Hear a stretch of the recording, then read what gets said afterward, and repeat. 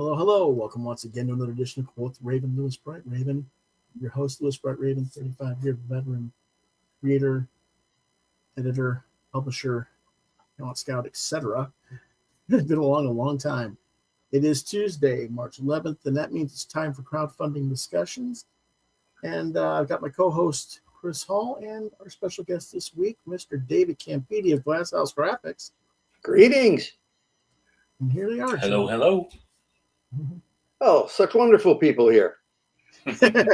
Yeah, we never know when they're going to show up or if they're going to show up, even when we tell people. Oh, we got a lot to talk about. So just spiel off what's on your mind, and I'll chime in with what little I know. Well, it's been a crazy week for you, especially. For those who don't know, David's wife was in a 3-car accident last week.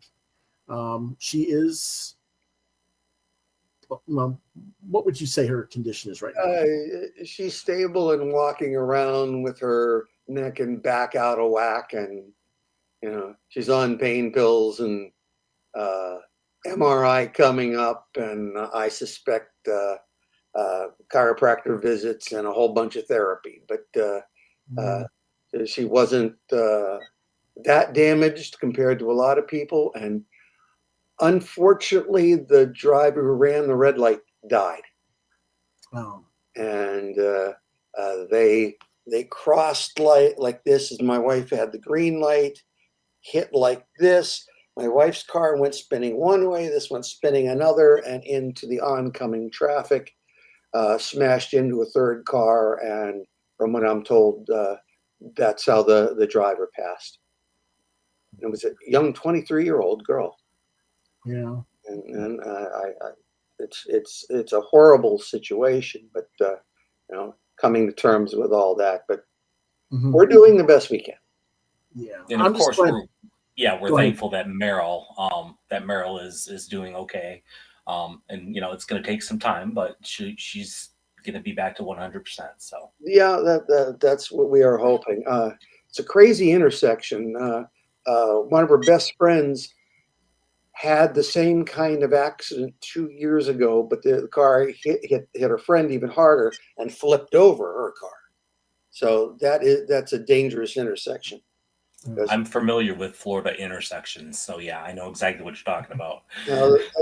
They take red lights as a serving suggestion. Right. Yeah, I lived in Winter Park for 2 years, so yeah, I get it. Yeah, So do you. Yeah, we're just grateful that she's alive. I don't know if you remember this, but I lost my girlfriend in '92, same kind of circumstance.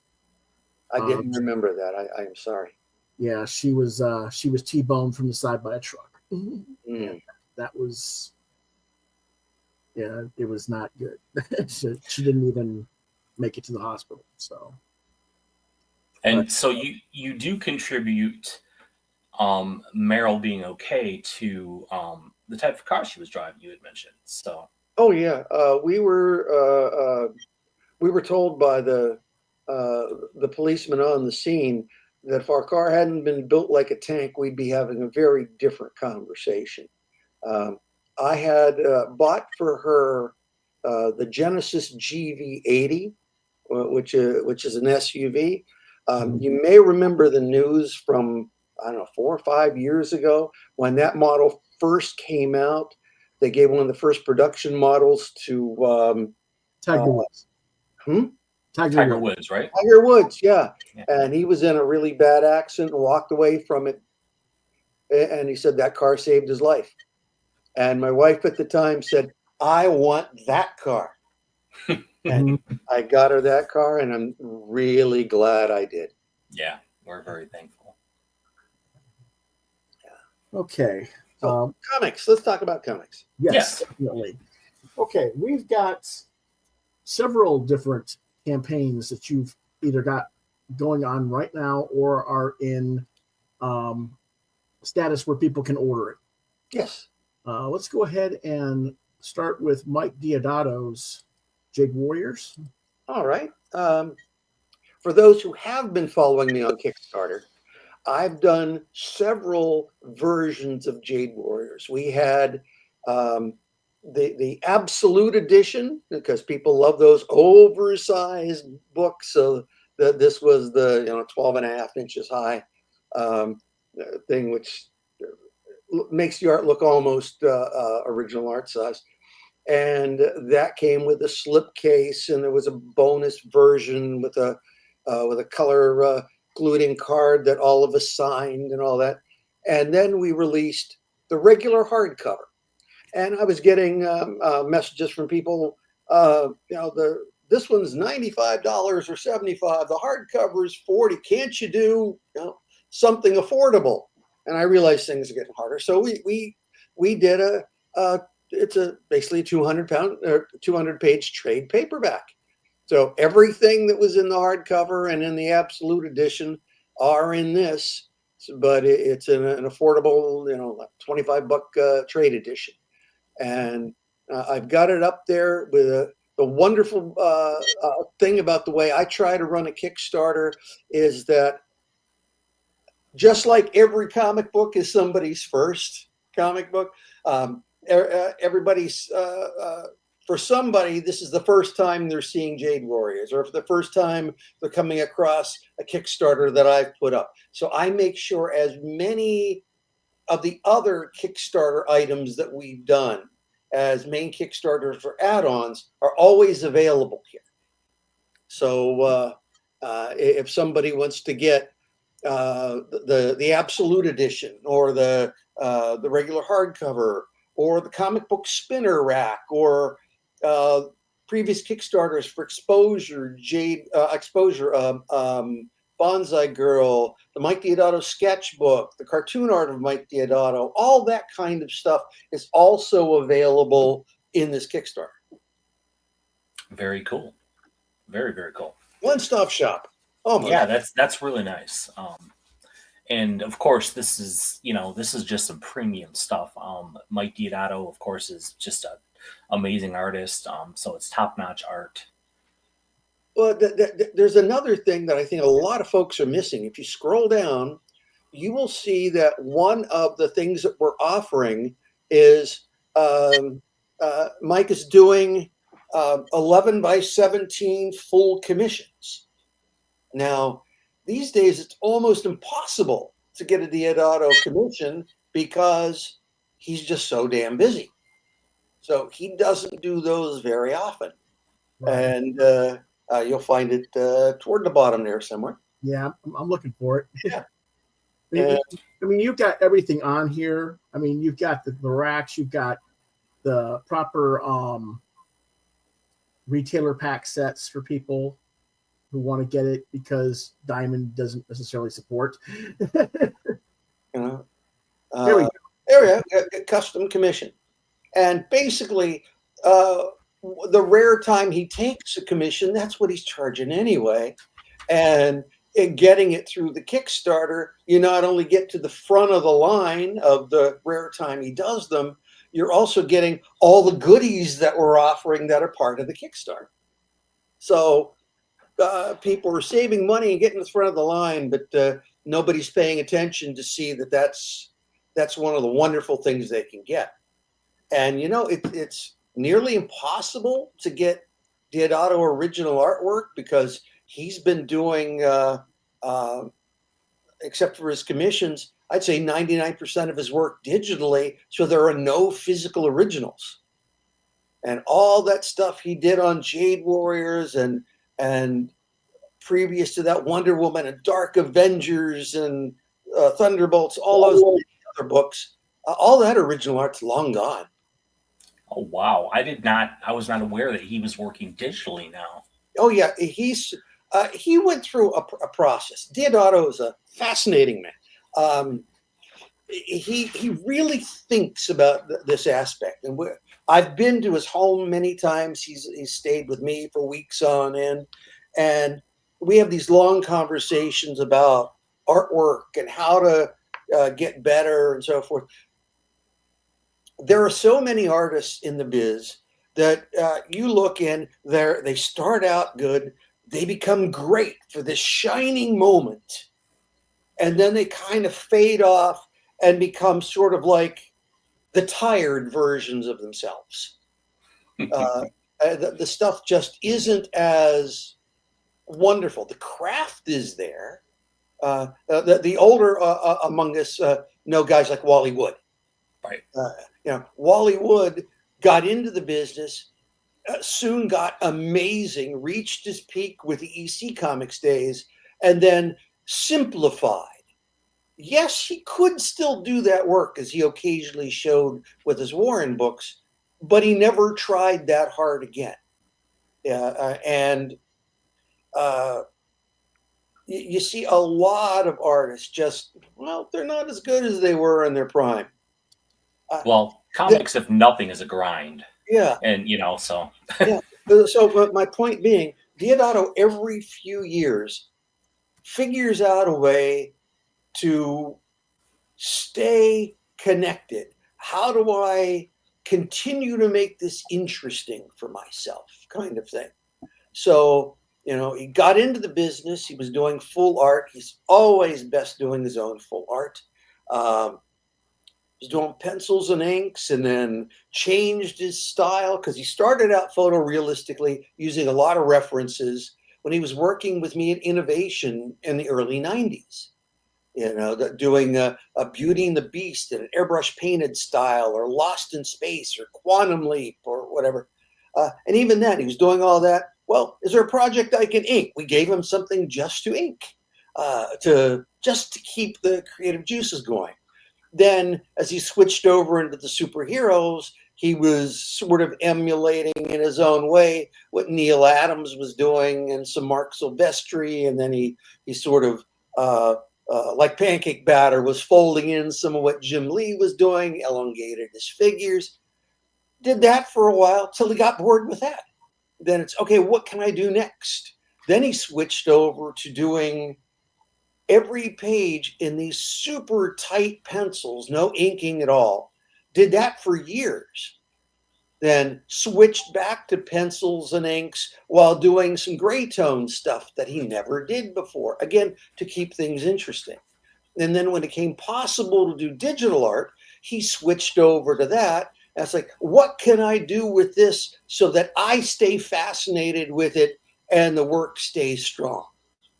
He never loses the powerful storytelling and the grace of the body language, the gesture, and expression, but he keeps changing the techniques so they will be interesting.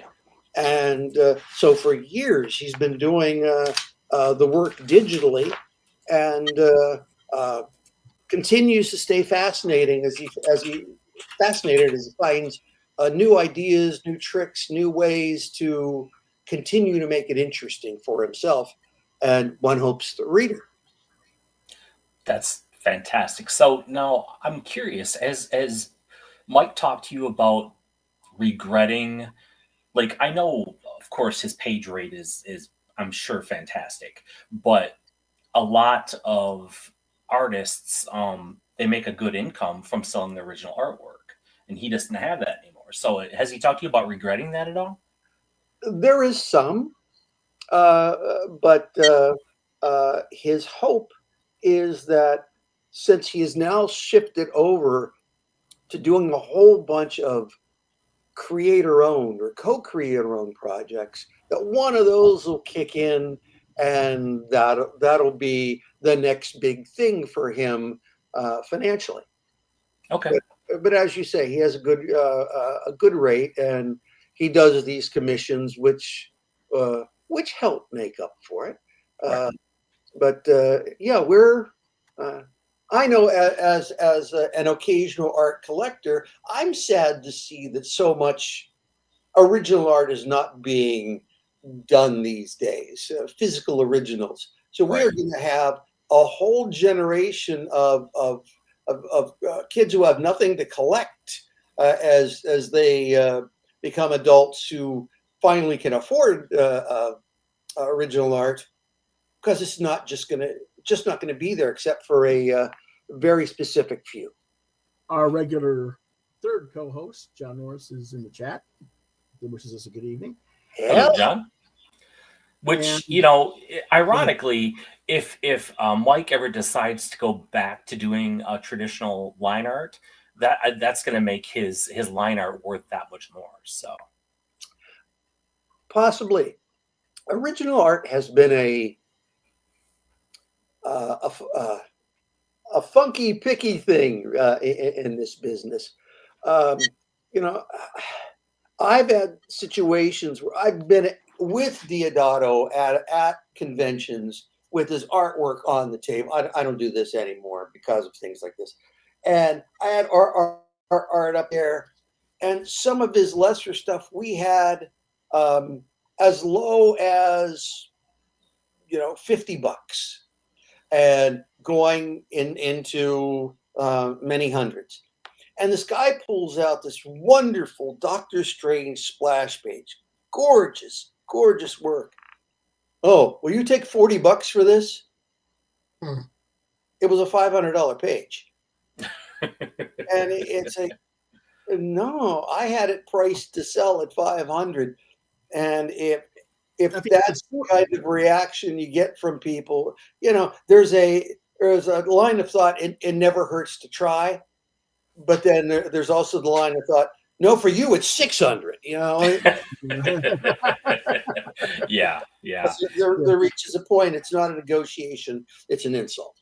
Yeah, the low balling can get old real fast. Yeah, that's true. Yeah. Anyway, so let me sum it up. Diodato is the best of the best, and they're missing out if they don't get something from this Kickstarter. Yeah. So let's take a quick look at that on the video.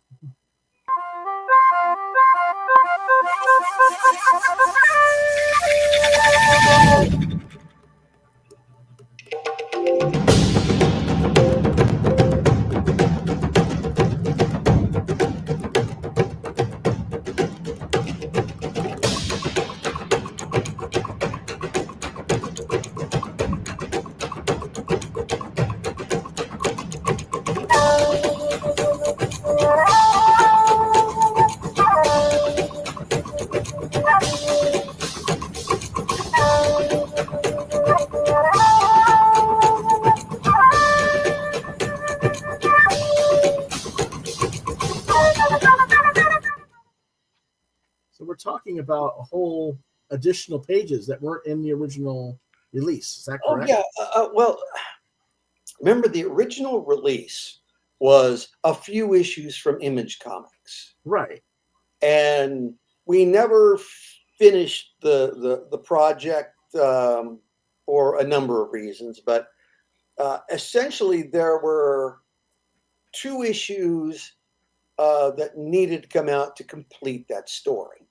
Okay. So one of those issues was done back then. Another one was plotted, but never finished. You got to get paid to get this stuff done. So we saw this opportunity that we would do this Kickstarter, finish that story, and then I went back into my files and pulled every piece of Diodato art I could find, sketches, design elements, layouts, whatever I could locate, and made sure I packed them all into this book. Okay. And then I did it. I did a sort of an introduction. Maybe it was an afterword. I had Paul Kupperberg, who was his editor on Wonder Woman. The first major editor to give Diodato an opportunity that took him to stardom. And Paul did a wonderful introduction for that. And then I had art collector from Canada, Bill Yu, do an afterword about Diodato's art, and Michael Buckley, who co-wrote the project with me, did a piece about it too. So it was a wonderful book, I thought. Mm-hmm. Yeah, I mean, there's some really nice stuff here. Good coloring, good shading. yeah, we looked through the color of the image issues and said, oh, we can do better now. Mm-hmm. And we went back and we did better. Yeah, this is a remastered edition. So. Yeah, so basically the first 4 issues were all recolored or mostly recolored, and we re-dialogued some of it, reformatted a bunch of it to tell the story in what we realized in retrospect was a better order, and made it all happen. So we put a ton of work into this. It was funny. I first planned on releasing this book in 2014. Mm-hmm. And Michael Buckley was going to hands-on handle the editing and oversee the design and so forth.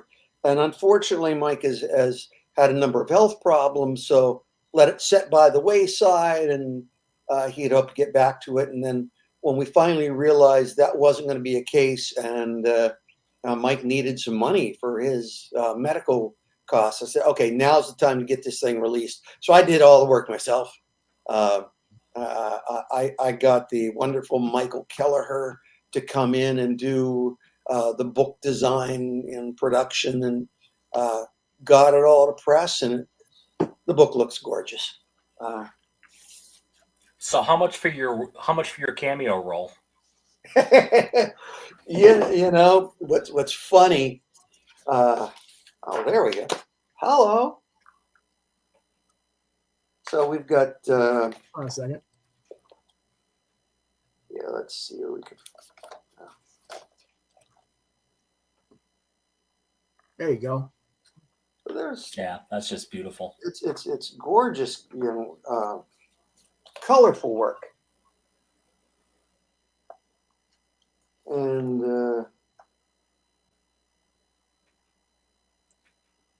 oh yeah. And on this edition, we have that on the regular cover, and you take it off, and it's that one. Mm-hmm. So, the best You've of got a both. slipcover to protect. Yeah, protect the innocent. yeah, the amazing Lisa Marie Scott as the main character. So that was wonderful. So we did that, and as I say, we came up with the hard cover, and then we did the printed the soft cover, and I have an advanced copy right here. Okay. And we offer it with both versions of the cover. All right. Very cool. Yeah. Is there any you now? I know there's footage from some test filming that you guys did because it was supposed to be a movie.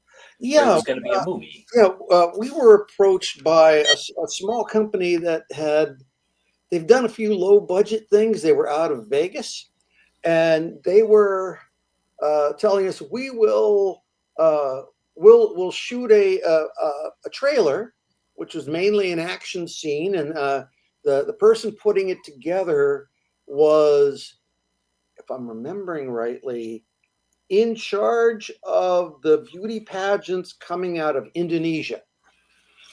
So he was getting Miss Indonesia to be one of the characters, and some of the other beauty pageant folks to be the other Jade Warriors. It's like, hey, that sounds pretty good to me. And they had a real martial arts person come in and teaching the best of them sword play and so forth. And they shot a couple of days worth of footage for the trailer.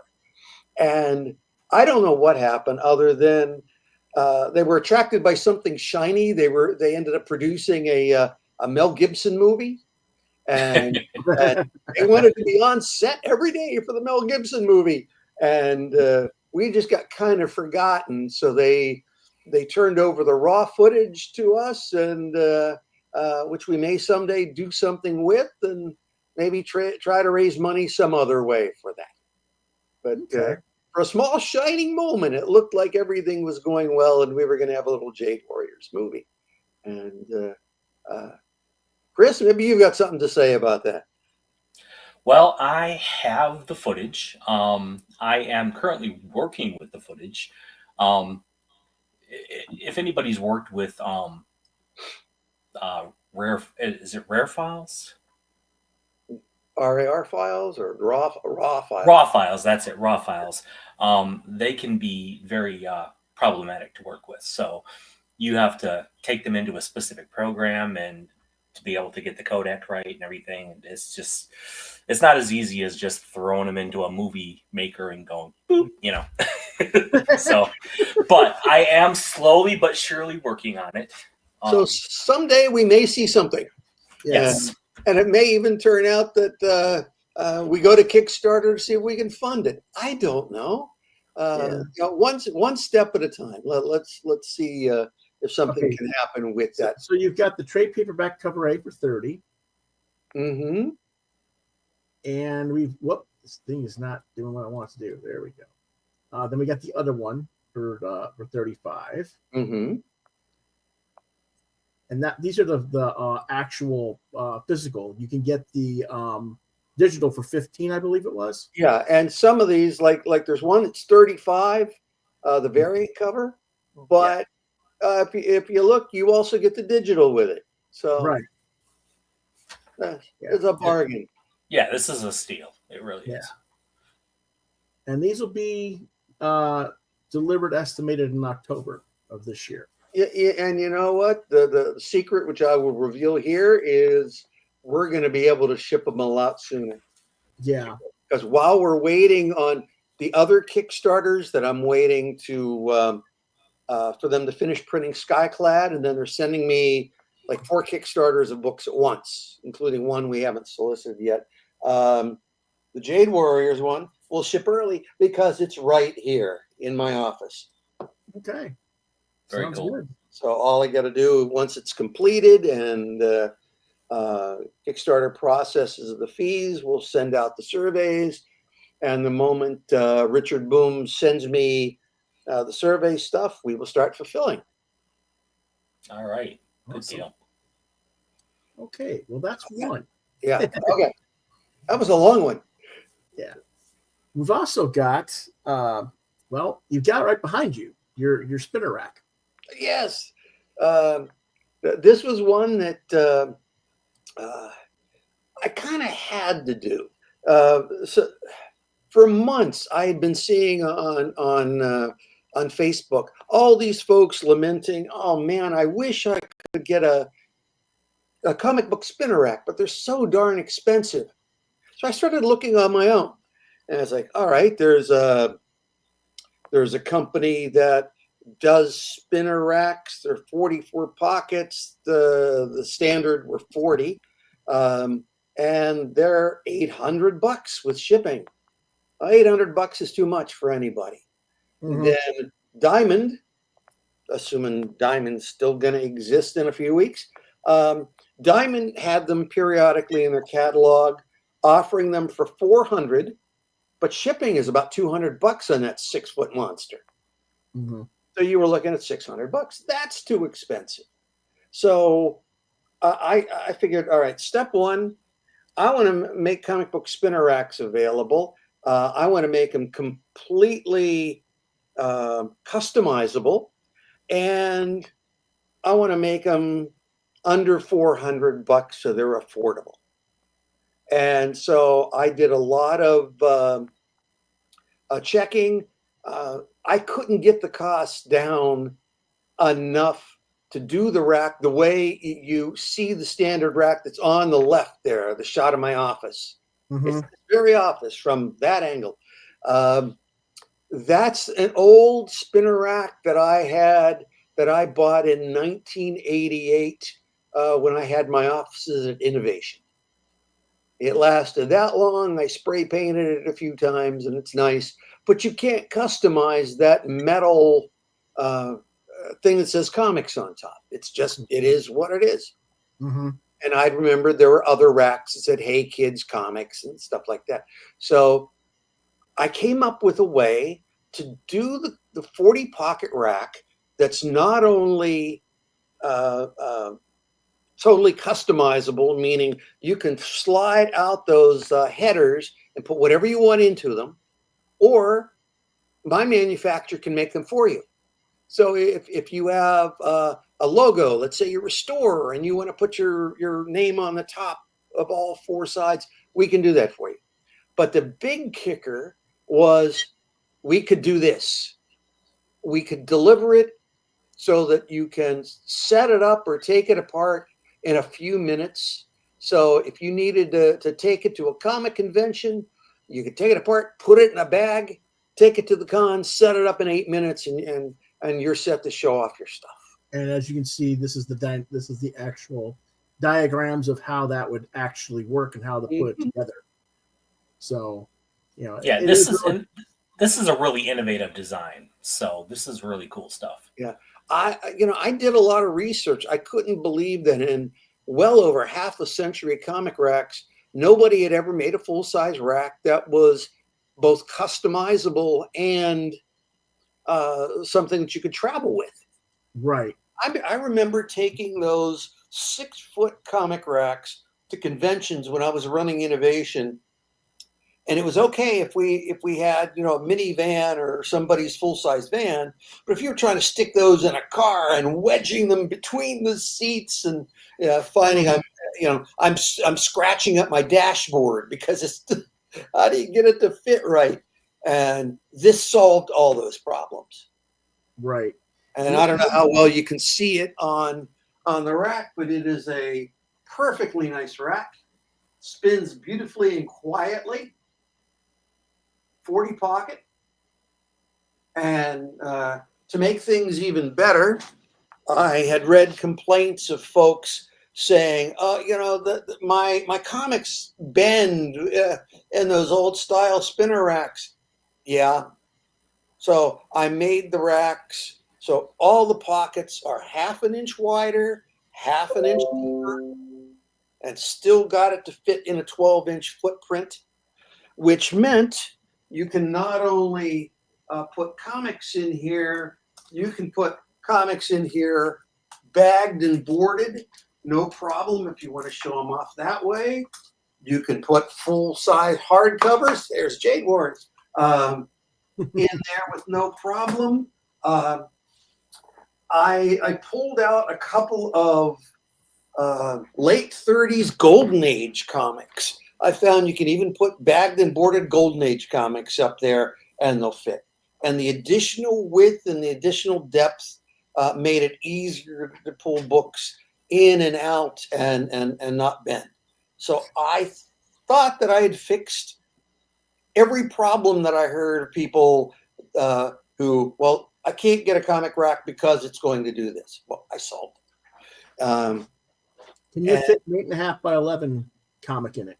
You can't, because that is a magazine rack. Okay. I wanted to make sure. Yeah. And the reason for that is to do that, you need a wider footprint. And to make 4 sides magazine, you have to take the 12-inch footprint and pull it out to at least 14, I think, 14 and a half. 14 and a half to 16, I was thinking, yeah. Yeah.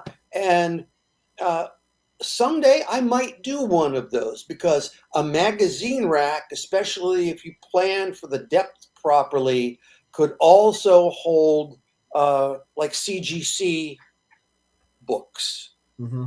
So I've thought about that, and I've run numbers, and I know I can do them. Okay.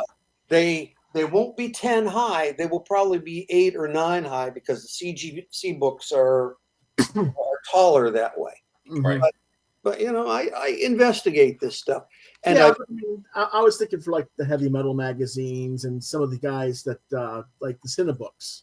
Yeah, and if I alter, I don't think that this comic rack has gotten as much news coverage as it should. Right. And once it does, I think it will sell like crazy. I talked to one. Again, Rich Johnson, this is what you should be covering. Right. Yeah. I talked to one publisher that, even though I'd sent him the link, he hadn't I guess, bothered to check it. So I did a video call with him, specifically showed him what this was. It's like, oh, get me a price on anywhere from 50 to 100 of these. And he realized not only could I put his company logo at the top, I could do like his logo and 3 different comics of his all in that header. Right. You've got these things. So I can customize any of these, and in that quantity, in fact, a quantity of 10 or more, I can custom color them. So,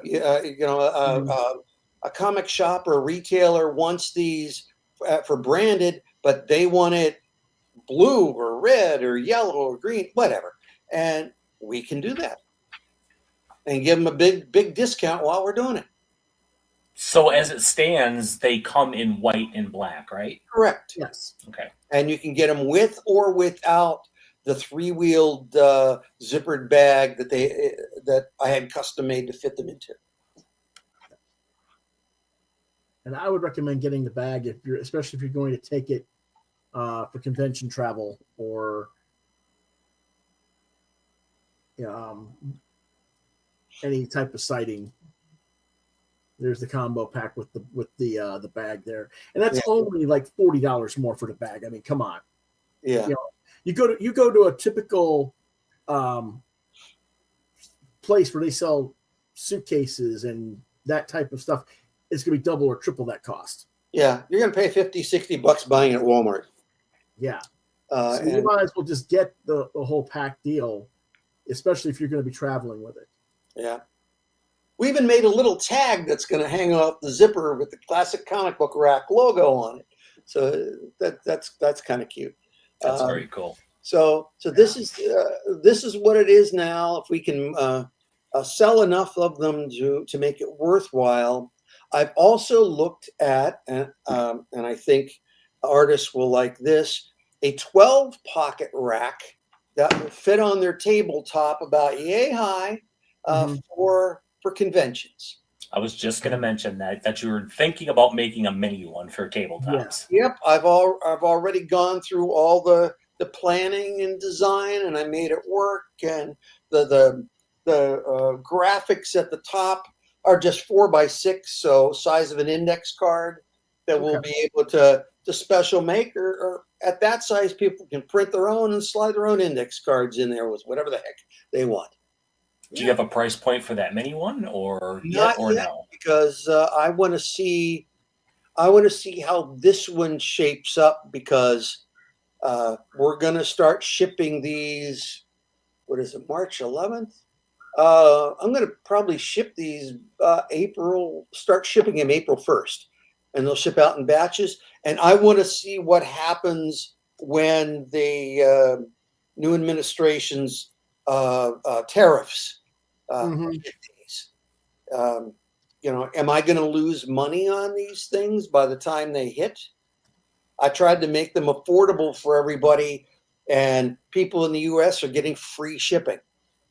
Okay. Is that free shipping gonna be the death of me? I don't know yet. So let me get through shipping some of these, and if I swim rather than sink as a result of the tariffs, then I'll probably move ahead with the other rack. But all the planning has been done. All I have to do is tell the manufacturer go, and they'll start. Very cool. Well, hopefully this can fall under the umbrella of books and comic book stuff, because apparently tariffs don't apply to books and comics. So we will see. What happens today might not be what happens tomorrow, and what they decide what is covered by a tariff and not, or the price or the percentage of the tariff could change as fast as it takes to tweet something. So now I am putting up the links to the Kickstarters here on the screen, but they're also in the description of this video, so you can go check the links on that as well. Thank you. And if you go check out the Kickstarter, Isn't there a great video of you putting one of these together, showing how easy it is? Oh Too? yeah, I don't know if you want to show that, but Just give me a second.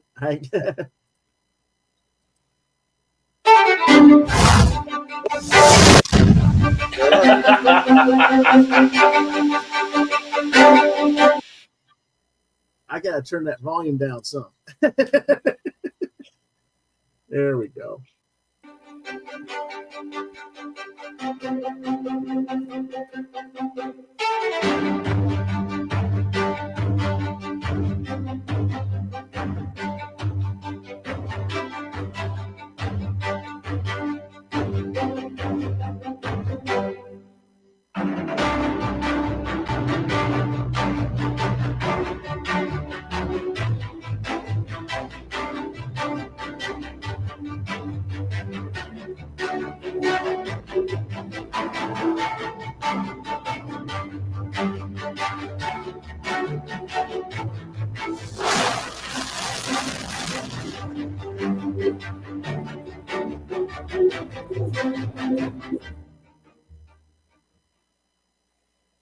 Yep.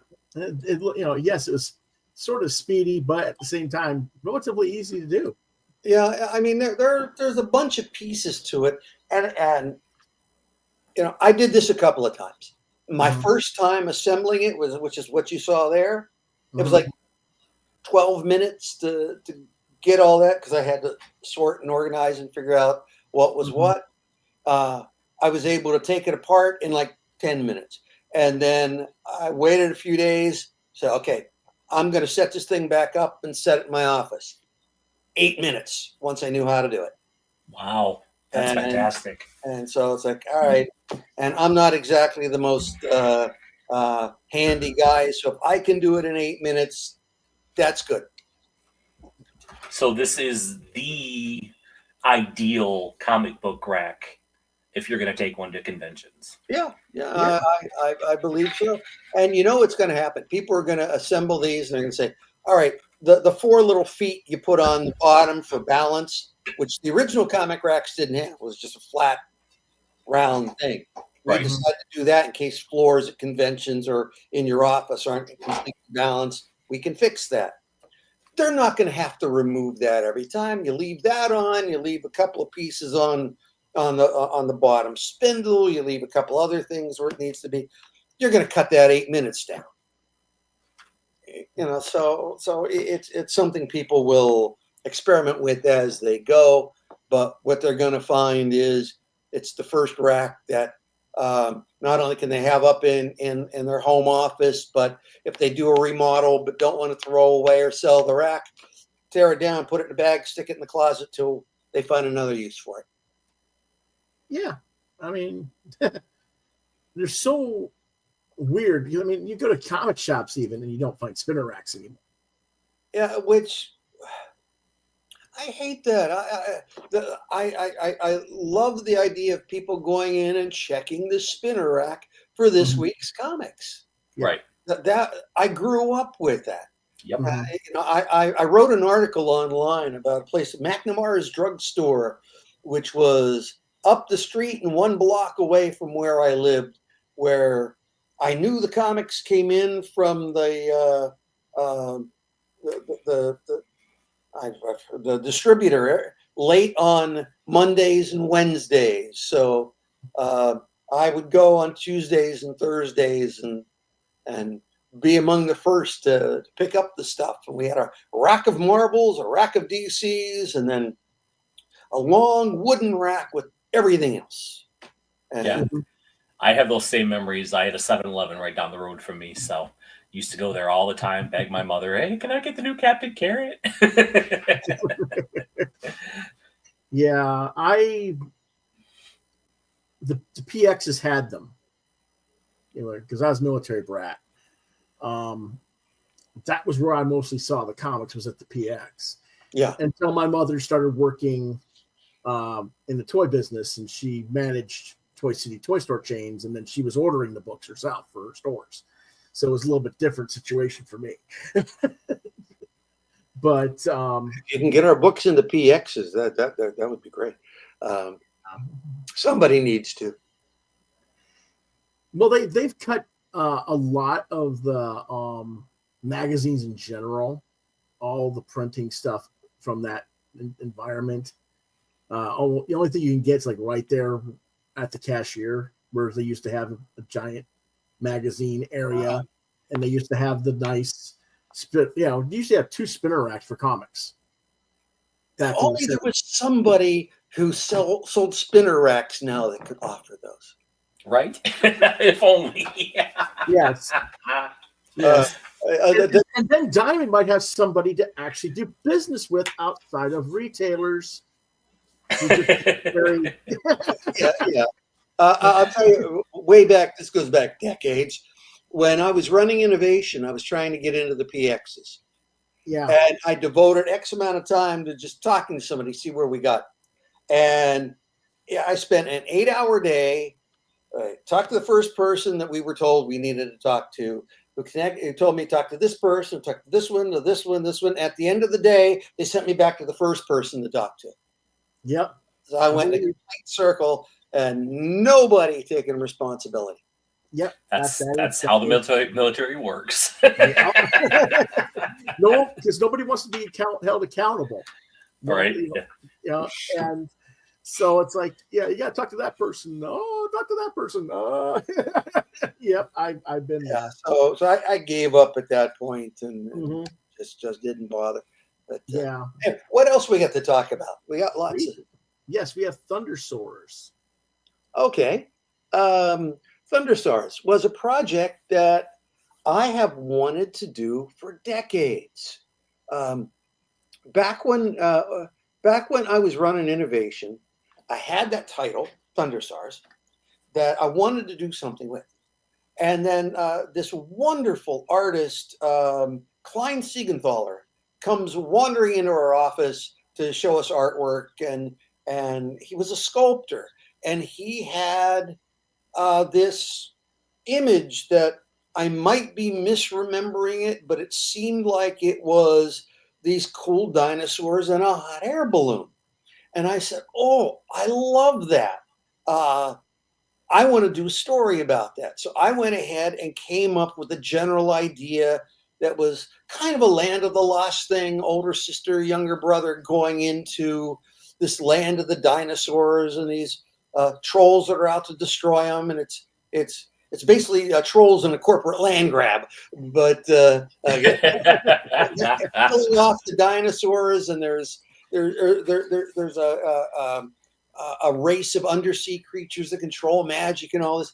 And I gave like a capsule version of that to George Broderick, who was our art director and a hell of a writer, and probably the best guy you could ever get to write and draw Popeye these days. And I said, can you do something with it? Because I was running innovation at the time. I didn't have time. And I wanted to see where we'd go with it. And so he and Klein went off into a corner, and before I knew it, they had finished a book called Biff Thundersaur. And it was a solo guy going around, I don't know, in some sort of rattletrap spaceship. And it was basically Popeye in space. Okay. Absolutely nothing like this idea I imagined. And that was decades ago.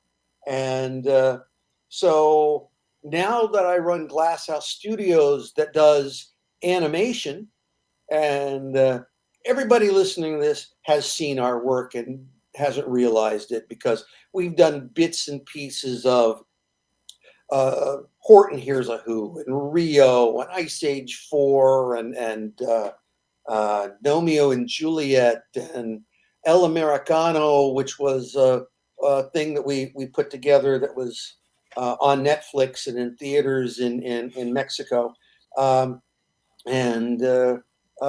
We've packaged entire animated films. Nico, Journey to Magica, which was on Hulu, was one of those. We did for Chris Crosby's wonderful publishing company, Keenspot. We did Christmas with Grubs, animated Christmas cartoon that premiered streaming just this past Christmas. So we do all this stuff. So it made sense. Well, why don't we develop Thundersaurs as a feature film or even an animated feature? and you can pitch it now as sort of a cross between Jurassic Park and Jumanji, you know, and people And go, Dinosaurs for Hire. yeah. So you know, whatever gets people's attention for this thing. So I wrote, and Tina Francisco beautifully drew the first, basically the first third of the movie, being the first graphic novel. And so that's the way we did it. And I did it the other way. I didn't write a screenplay and it became a graphic novel. I wrote the comic book script and then did the screenplay from that. And Tina is our best animation storyboard artist. So this thing is beautifully done. And as a bonus in the back, I'm including all the wonderful stuff that has been in development for this. So you get to see some of the uh, frames from the test animation. You get to see all her original character designs for animation and just a whole bunch of other stuff. And I thought it made not only a wonderful book that is all ages, but it made a wonderful presentation that if we go into a money meeting, it's like, okay, this is what it's going to be. It's right there. Mm-hmm. And if you go to the old Kickstarter, you'll see there's a lovely a proof of concept video. It's not animated, but it takes graphics from the graphic novel, and people will know exactly what the everything's going to feel like Okay, if it plays. Where are you? So much for On Cue, right? Right. Let me try this one instead.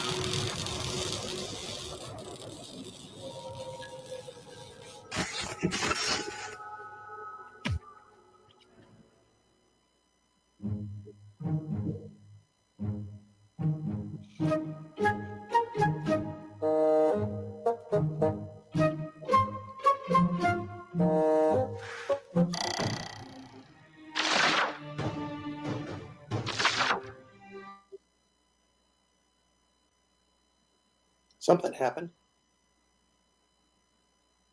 Did we lose it? I think we did. Oh, darn. Oh, well, that gives everybody the idea. Lewis's spectrum keeps going out, so that may be what happened. Well, But- in any case, we can keep talking. Yeah. Yeah, so I did the Thunderstars Kickstarter. I was really disappointed. It did much less than I thought it would. There's a zero missing from the number that it sold, and I think if people got to look at the book, they'd be surprised because the book is it's bigger than this. So it's like oversized graphic novel, and just gorgeous to look at. Yeah, and I really love this project, and there's even some there's Lovecraftian elements to it. So if you're a Lovecraft fan, you know there's something in there for you too. I've tried to make it fun.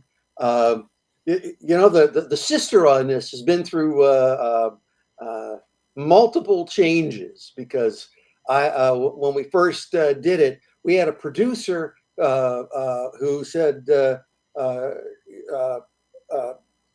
"Oh, I want this to be more urban, and the black girl that's in this, she needs to look like a black girl. He had us put bigger boobs on her."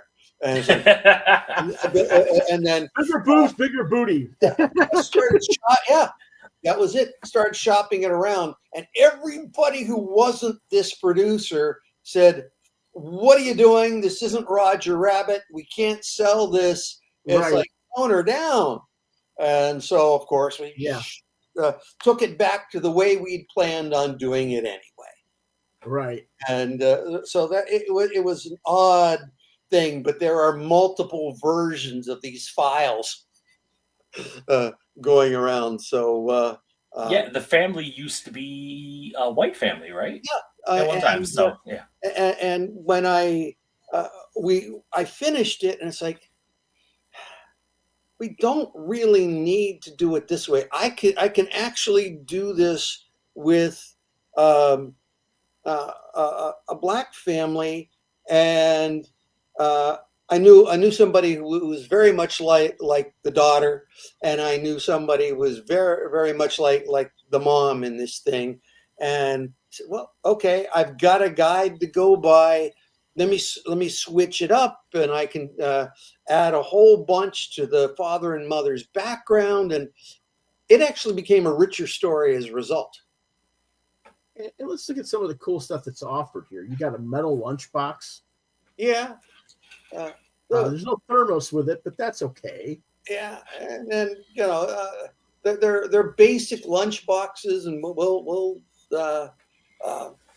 I have fun doing that stuff. It's like the next Kickstarter that I eventually do for my wife's Bonsai Girl.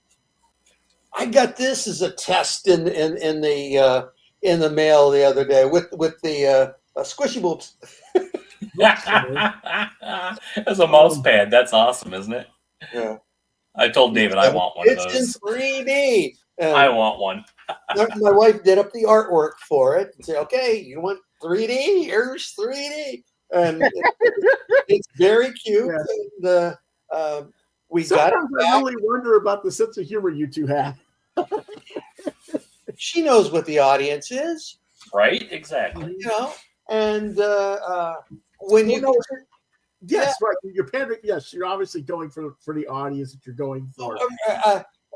Remember, Bonsai Girl's been around since 2002. Mm-hmm.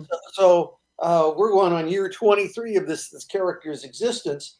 And when she did it originally, she never made any money really off the comic, but it was popular enough that she had a fan club with a newsletter that people were doing year or 2 year subscriptions to. And it was like the old-fashioned fan club when we were kids. It had the card and the pin and the certificate and the signed photo and the first of the newsletters. Sold a whole bunch of those. There were calculators, prints, posters. Oh God! I think the first publisher even sold Bonsai Girl underwear. It was Bonsai Girl thong, and she was getting photos from fans that had the girlfriends wearing it. It's like, okay, if you want to, whatever. And 2002 was like the height of the bad girl craze, right? Yeah, that was rolling through the 90s and well into the 2000s. Yeah, but she was doing all kinds of merchandising with that. We had the regular mouse pads and whatever. So there was more money being made from that, and not much from the comic. And I thought, okay, this is going to be a dead product. And then we assembled everything with a bit of new material, and did multiple Kickstarters. And did huge, much better than we ever saw doing them as regular comics. So that told me that there is then and especially now, there is a whole audience for comics, especially girly comics and stuff like that mainstream publishers aren't doing as much of anymore. that really want this stuff and aren't being served. Mm-hmm. And it doesn't seem like the best possible idea for publishers that are struggling to leave a lot of money on the table. Right. So the readers are turning to Kickstarter. So. And anybody who follows Kickstarter and follows campaigns and stuff knows that the girly comics, stuff like that, that's some of the best funding projects out there. Yeah.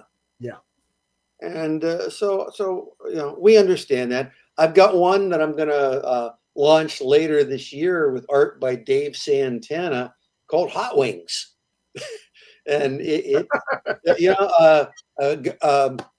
government organization discovers a ship has breached Earth's atmosphere that looks like one of these covered with eyes spinning objects that are the description of literal angels in the Bible. And a creature comes out of it with wings. They capture it, experiment on it, and find that it's basically its blood heals humans. And if they're given more than just a drop, other things happen, and they grow wings like angels and all that. And our president decides to take Project Seraphim and retitle it Hot Wings and make it a big thing in the White House that angels are protecting America. And so that's a really cool concept. I like that. It's a silly, fun, girly type of thing that I had first set out to do a more brooding, kind of nasty thing. I can't write those things. So I set up the idea and then I just had fun with it. And so it will be a girly project. It will be beautifully drawn by Dave Santana. My wife did the concept for the cover art, and it's just a lovely project that I wrote full script. Dave Santana did the designs and all the layouts, and he's working on the finished art now. Oh, well, I'm looking forward to seeing that.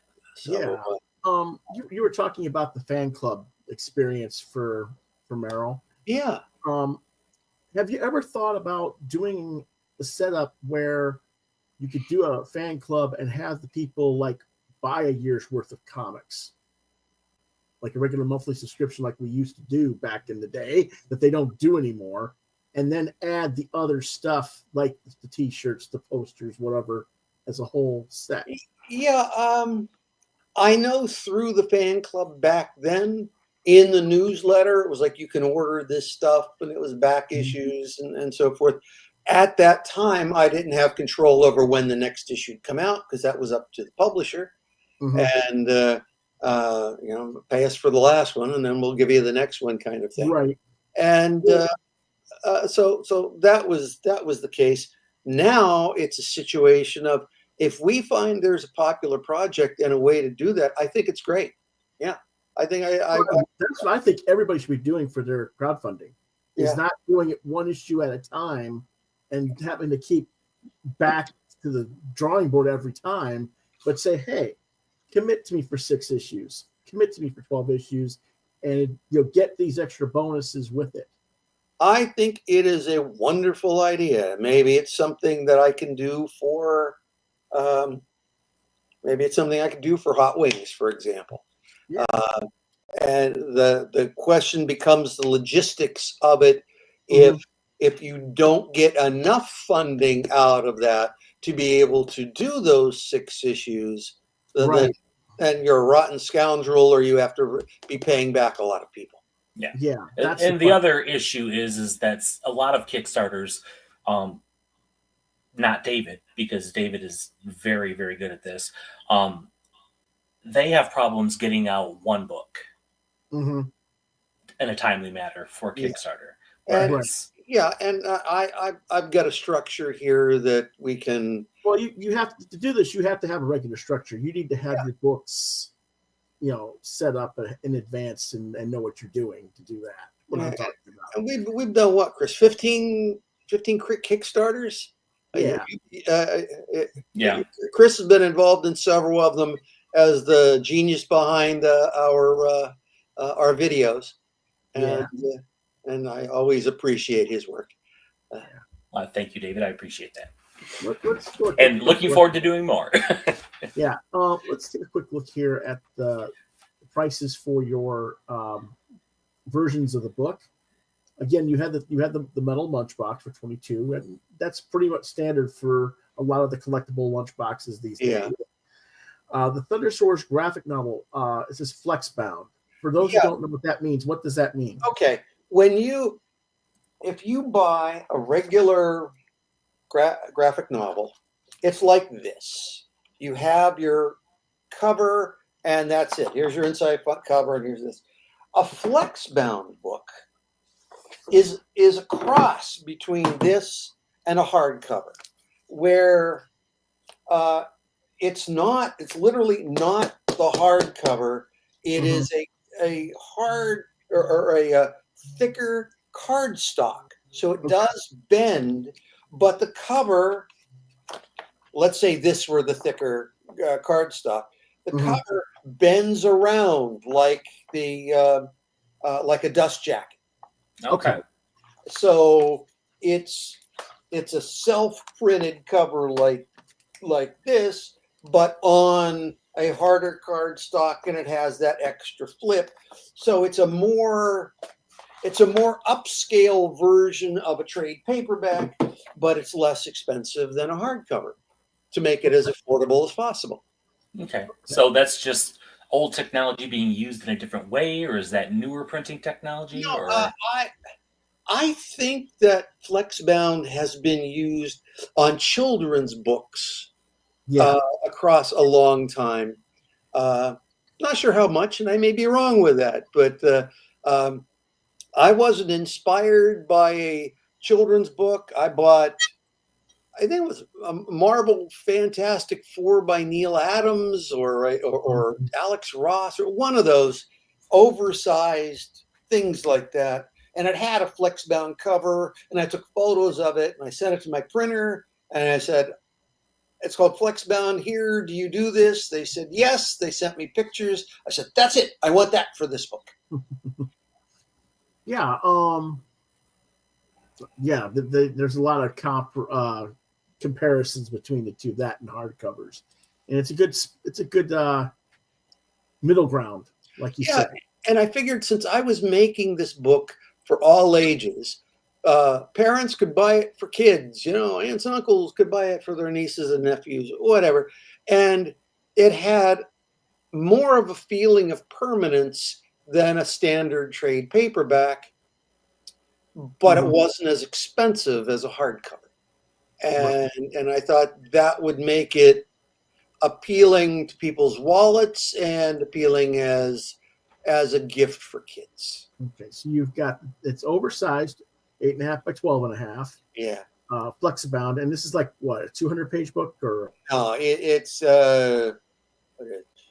stories like 48 pages, somewhere in there. So it's a thinner book because unfortunately, you see the numbers that the dollars we got out of that. I wasn't going to adapt the entire feature film concept, so that would be done across 3 graphic novels. So this is the first of the 3. Yeah. Okay. Yeah, it cut just a little bit out of there. Now you had just said because of the numbers being lower. So if you could repeat that real quick. Yeah, it's like this is the first third of the movie. Right. So the book is like, I don't know, 50 pages of story or whatever, and so it's enough of a chunk being a whole graphic novel, but it ends on a cliffhanger. Okay. And then very cool. My hope is I'll try Kickstarter again and do a hardcover and try to market it differently and see what I can do and try to get the kind of numbers it deserves. And if we can hit that, then we'll go on to books 2 and 3 and finish the story. Yeah. Have you talked with American Library Association or any of the library distributors? Honestly, I have not. One of the sad surprises, or maybe it's not a surprise, dealing with me, is I spend most of my working life right here dealing with artists, dealing with colorists, dealing with publishers, and what little time I can scrape together is writing, producing, printing, the Kickstarters. I never have time to take a breath to even think of this other stuff. So, you're mentioning this now. It's like, well, why the hell didn't I do that? Yeah. So, no, I haven't. No. That's the thing. And this is something that a lot of people in our industry as a whole don't think about.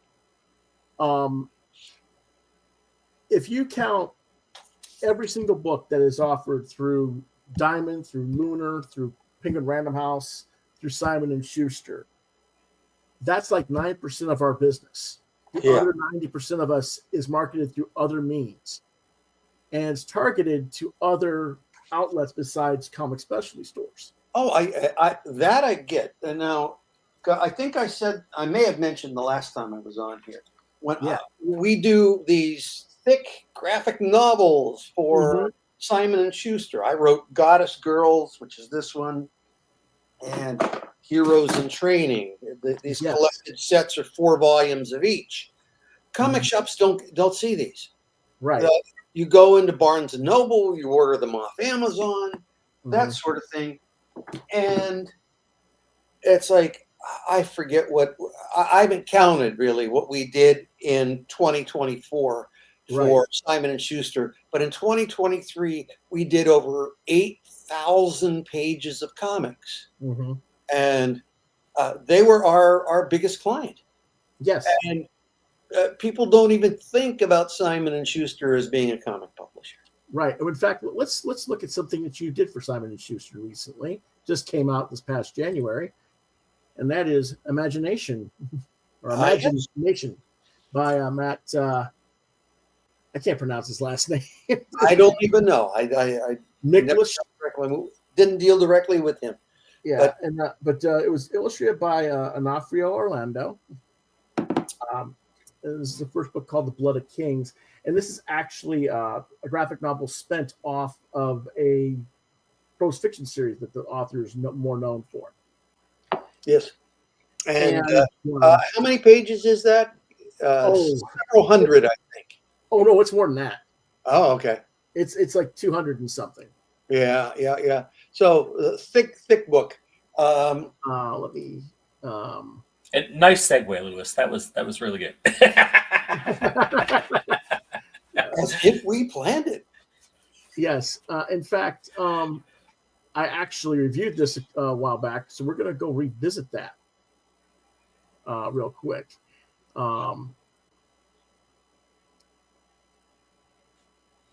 And that was a $14.99 and this is from their Aladdin stub imprint. Yes. Simon and Schuster. Yes. Onofrio Orlando did the art with character designs by Ornella Greco, colors by Antonio Ulizzi. Is that correct? Yes. And I thought you were the editor, or were you just a packager, or what exactly was it? I'm the packager. They have a house editor for this thing. They have an art director that we often deal with, and I have a studio of artists in Italy. And it is run by Salvatore DeMarco, and he handles, at this point it's 100% of all the stuff that we're doing for Simon and Schuster. Okay. And so we've got some wonderful books with them coming up. There's a whole series of books for grown-ups, 7 Habits of Successful Business People, 7 Habits of this, 7 Habits of Successful Teens. We're doing a graphic novel based on that. And the graphic novel was written by Bill Yu, who I co-wrote exposure stuff with, and who wrote one of the text pieces in Jade Warriors. And he came up with a wonderful story to take these messages and information about these habits and figuring out how to do them as chapters in a story. So we have a 200-page graphic novel of that we are about 2/3 of the way through the artwork right now. Yeah. Very cool. Like I said, now, of course, I did do a review this a couple of weeks back, but I want to go ahead and revisit again. The lead character is dreaming about measuring up to the legend of his dead parents, who passed away when he was younger, and he takes center stage in a battle for the crown of Veragog, where it's always 1404, and faces Zorn, the son of a displaced ruler who fled years ago following the cybernetic Rustav's invasion attempt. So this book is more like wild fantasy with science fiction tech thrown in. I thought Orlando's art effectively showcased the book's racially and culturally distinctive residents and settings as high action plot shift scenes between Veragog and to the fairy and futuristic Hightown until an evil alliance with the Nightlands that threatens everyone on a planet, or on the island rather, is revealed. I like to think of it more as a planet than an island. When I look at this thing, it's got so many different varieties on it. The combat scenes are rendered to be such a way that it's less gory and thus more kid YA friendly. But the characters, Jack Blank, which is the guy who's floating or high with the power glowing hands, and his rubbery blue friend Allegra, what would you say she is? A snake girl? Yeah, at this point, I would have no idea because all these pages tend to start blending in my head. Yeah. Because I have, I see all these pages when they go through at various points. But can you imagine seeing 8,000 pages, many of them in similar styles, going through and trying to remember, well, that was page 46 of volume 2. Yeah, this book was 300. I can't do that anymore. I used to be able to do that, but this book was 312 pages. Yeah. So that's why I was like, yeah, for $15 for 312 pages. I mean, come on. Yeah, that is a bargain, and that's actually much less than I thought they were going to charge. Because they are charging that much for these slightly smaller format, probably half the amount of pages of that. So, yeah, $14.99 surprised me. I thought it was going to be $10 more. Yeah, so, I was thinking at least $5 more when I saw it. Yeah, that is a bargain. Yeah. And you could be forgiven for not having complete encyclopedic recall of everything you've done. You know what? The first 15 or 20 years of running Glass House, I could do that. And there was a period, little story for you. We did all the artwork for Dark Horse's Firefly graphic novel. Art ended up being by Will Conrad. Right. And I put it out there for all of my artists that were interested to submit samples. I said, this is going to be a big project. It's going to do great. There's going to be real royalties attached to it. You want to do this. A whopping one artist from the Philippines submitted a sample. And he sends it in, and I said, I can't show this. I said, why not? You went in to a Star Wars comic. All you did was swipe out the Firefly for the Millennium Falcon. You swapped out this character for that one. Everything is set up precisely the same. And you know what? The editor at Dark Horse that you want to submit this to is the same guy who edited that Star Wars comic. He's going to recognize it because if I recognized it out of the thousands of pages that we're drawing, he's going to recognize it because he sees far fewer pages than I do. So there was a time period where I could spot everything. Yeah. Well, we always like to joke that you have like 45 different things going on at any given time. This is true. This is true. Yeah. So yeah. Yeah. I kind of wonder. I mean, I know you're running Glass House, and you've got people who help you on the European side Yep. in that that branch of the company, and you've got people over in the Philippines as well. Yeah. Correct. So I have several folks. I have Andre Sirigar, who is, excuse me, he handles the artists and colors we have in and around Indonesia. Mm-hmm. I not so long ago closed the Philippines office. At one point, we had a business with 4 floors full of people, and the top floor was where we had. It was like an apartment, rooms for people to stay, and showers, and all that for people who came in from other areas to stay. And we do have for Italy, we have Salvatore De Marco's studio, and we have Paulo Tellis in Brazil, who coordinates about half the work that we get out of there. Okay. And the other half are long established artists, Joe Bennett, Will Conrad, a group of inkers, and a number of other people, that Cliff Richards, of course, and all those guys just to work directly with me, because some have been with me since Glass House started. Right. You know, when you've got a guy that's been with you, 30 years plus, you're going to work directly with them. You don't need a middleman to coordinate. So what I meant was, you've got these people who do really good jobs coordinating and handling communications with the talent. Mm-hmm. And like you said, why didn't I think of this other part of it? I kind of wonder why nobody, not you specifically, but nobody, because I've seen this problem with a lot of publishers, where they're just not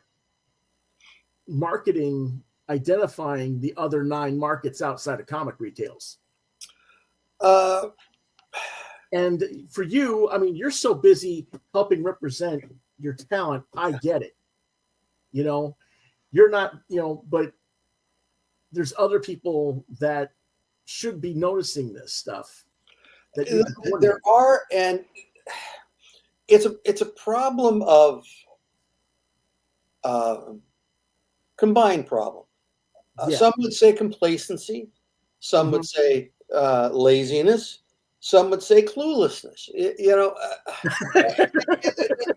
That's not meant as an attack or an affront on anybody, because I'm clueless about this stuff.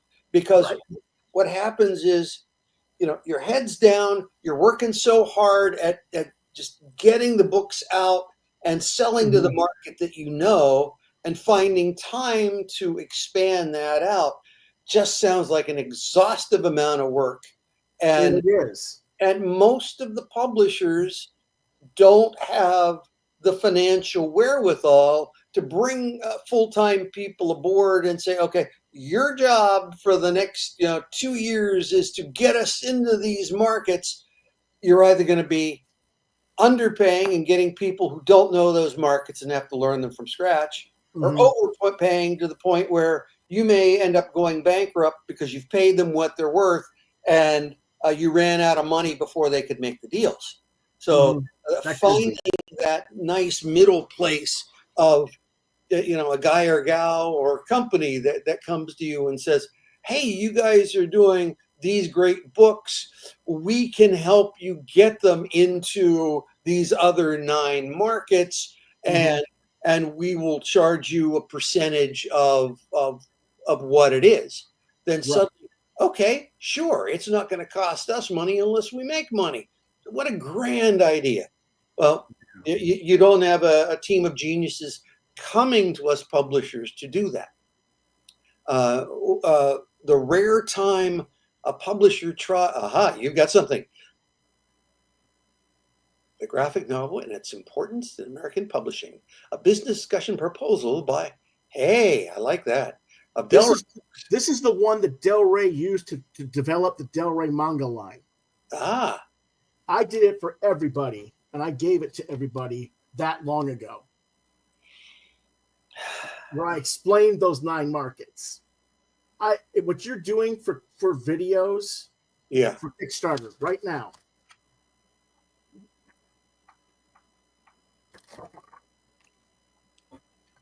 I'll open it again.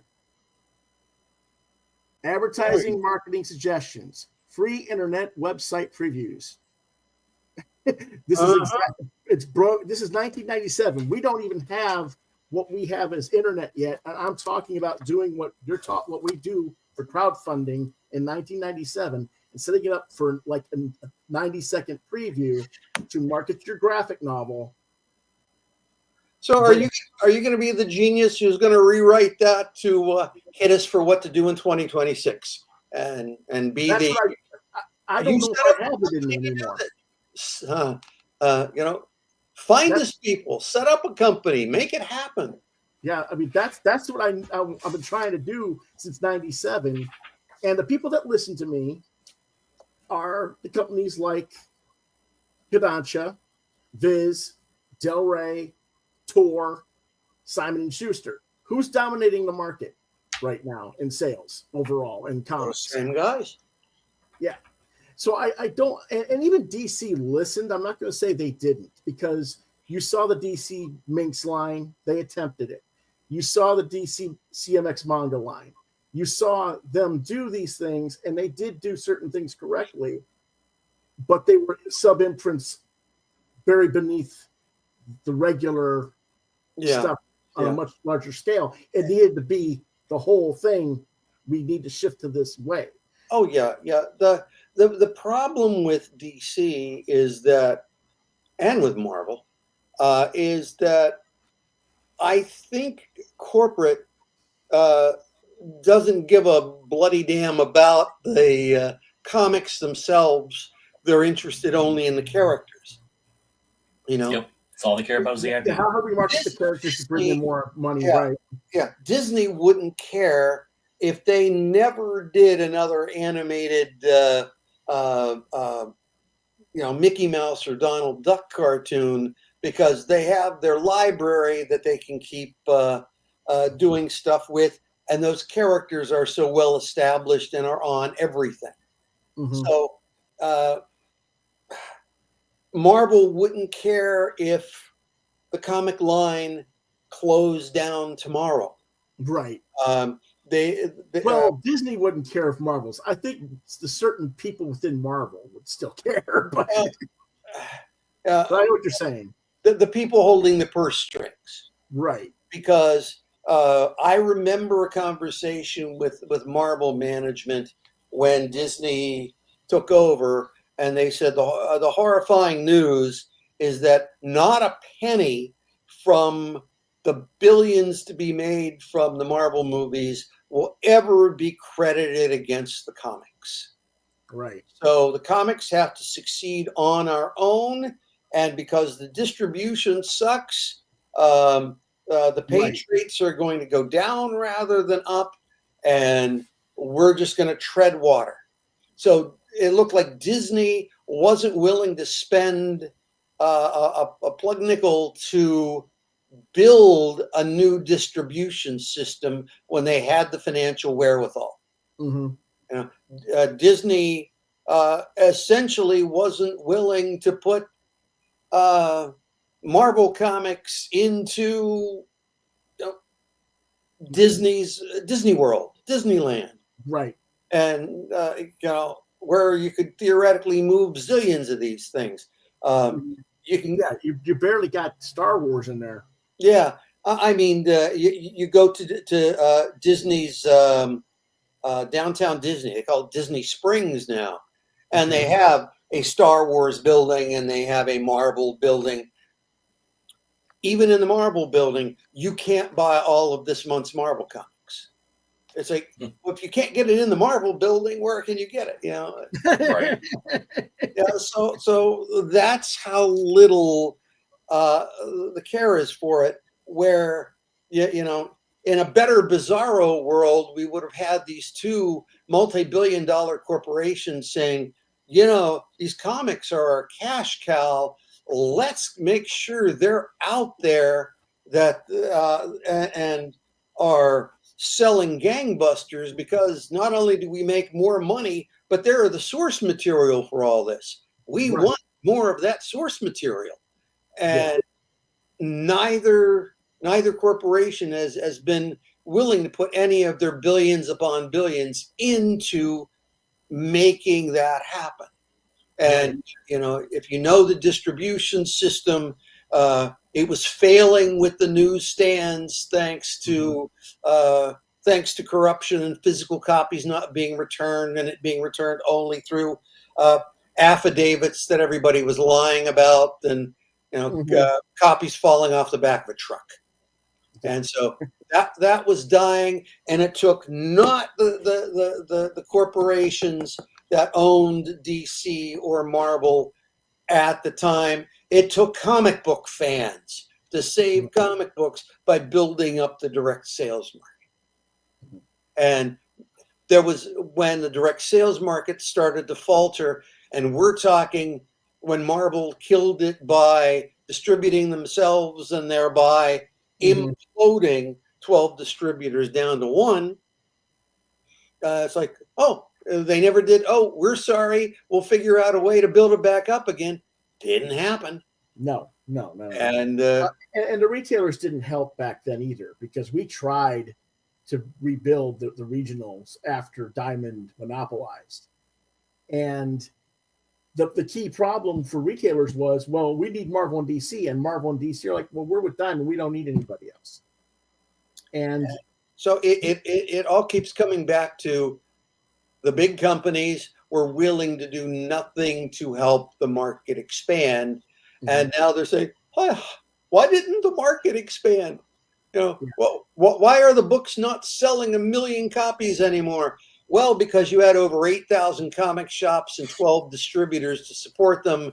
Now you've got, what, 1,800 comic shops, and I think you have a distributor.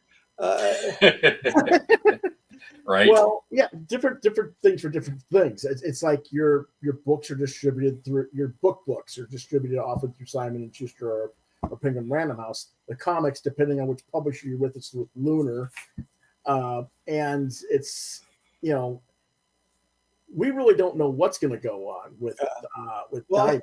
Yeah, Lunar. I can't get a response from Lunar. That's right. Yeah, they don't want to carry the small guys. No, they don't.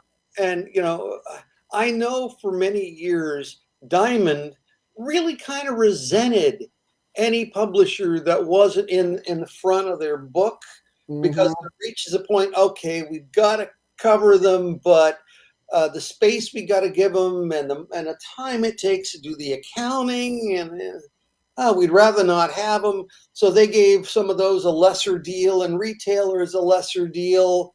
Well, they did a lot more than that. I mean, you remember Randy Zimmerman, right? Yeah, I remember. Comics. They told him straight to his face that Jeppy wishes that all of the small press would just die and blow away. All right, that matches my experience.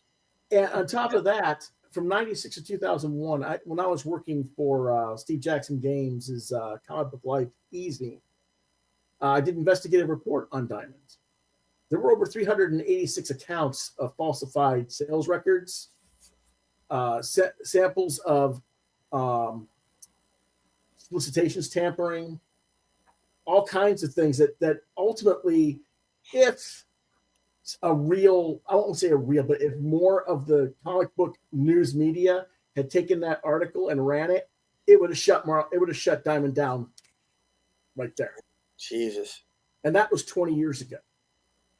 When people complain about what DC did in 2020, leaving Diamond and going with the DCBS Lunar type situation, they forget that set 3 years earlier, then Diane Nelson, the then DC president for entertainment, wanted to pull them out of Diamond because Diamond owed them $4 million.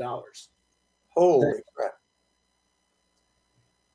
Now, then COO, Chief Creative Officer Jeff Johns, who owns a comic shop in California, got in a hissy fight with her. That's why he left DC Publishing. And that's why she resigned in 2018. They both left because there was the fallout between them over this problem. I never knew that. And that right there was the red flag that everybody should be paying attention to. Because if they owed DC that much for books that they had supposedly been shipped to Diamond and had in their warehouses that weren't sold yet, how much do they owe for everybody else? Scary situation. And here's the thing. Back then, Nelson wanted to go to Hachette Book Group. I don't know if you're familiar with them. Yeah, I'm familiar with Hachette. Okay.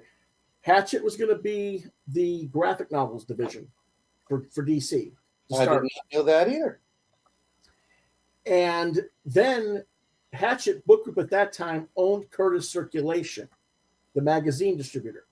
I remember Curtis Circulation. I didn't realize they were still going thing. That's how out of the loop I am. Yeah, well, they're still going right now, but they're with a different group now.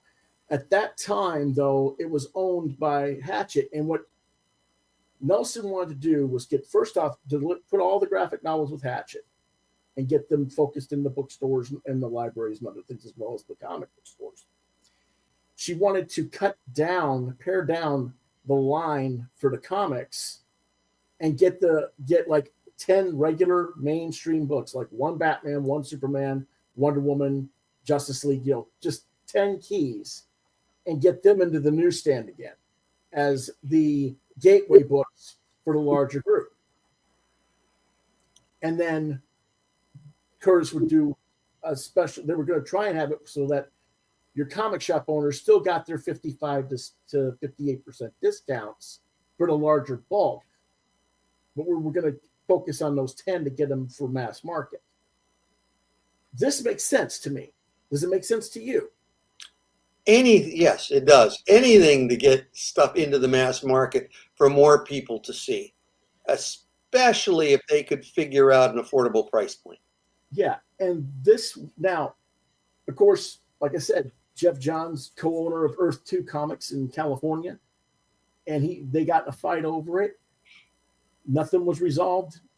Fujihara, Kevin, I think it is his name. The guy who was Warner Brothers overall executive manager. When that didn't go through the way they wanted it, they negotiated a settlement with Diamond to pay back the money that the back money's owed, in addition to their regular monthly. Okay. When COVID hit and Diamond shut down, that's fine, but you have a contractual, legal, or binding agreement that you owe back monies. You either have to file for a stay until the market is, back to normal, or you have to pay. They didn't pay. By doing that, they reneged on their contract. DC had no choice. Either you sue Diamond and put all this out in the open and thus kill the whole market in one fell swoop, effectively, because that's what would have happened, or do what they did, and that's walk out and go find another and build another distribution channel. And they were going to go to Hachette and do what Nelson wanted, but by that time, Curtis had already been sold by Hachette to another group, Cormag Marketing Group, I believe, as it was. And without those two being connected and under one banner, they couldn't make it work. That's why they ended up with Lunar. All right. See, all the stuff that I haven't a clue about because my head's down making the books. Yeah. Well, see, that's what I'd like to do, is have my head back down making books. Yeah. Well, But- thing is, we need somebody who's not making the books but getting them sold. Yeah, So I'm not sure what to do about that. yeah. But what we need is to find the next Carol Kalish. Yeah. You know, and it doesn't have to be a woman, but you know, someone of that kind of mindset and drive. And you know, I don't have that.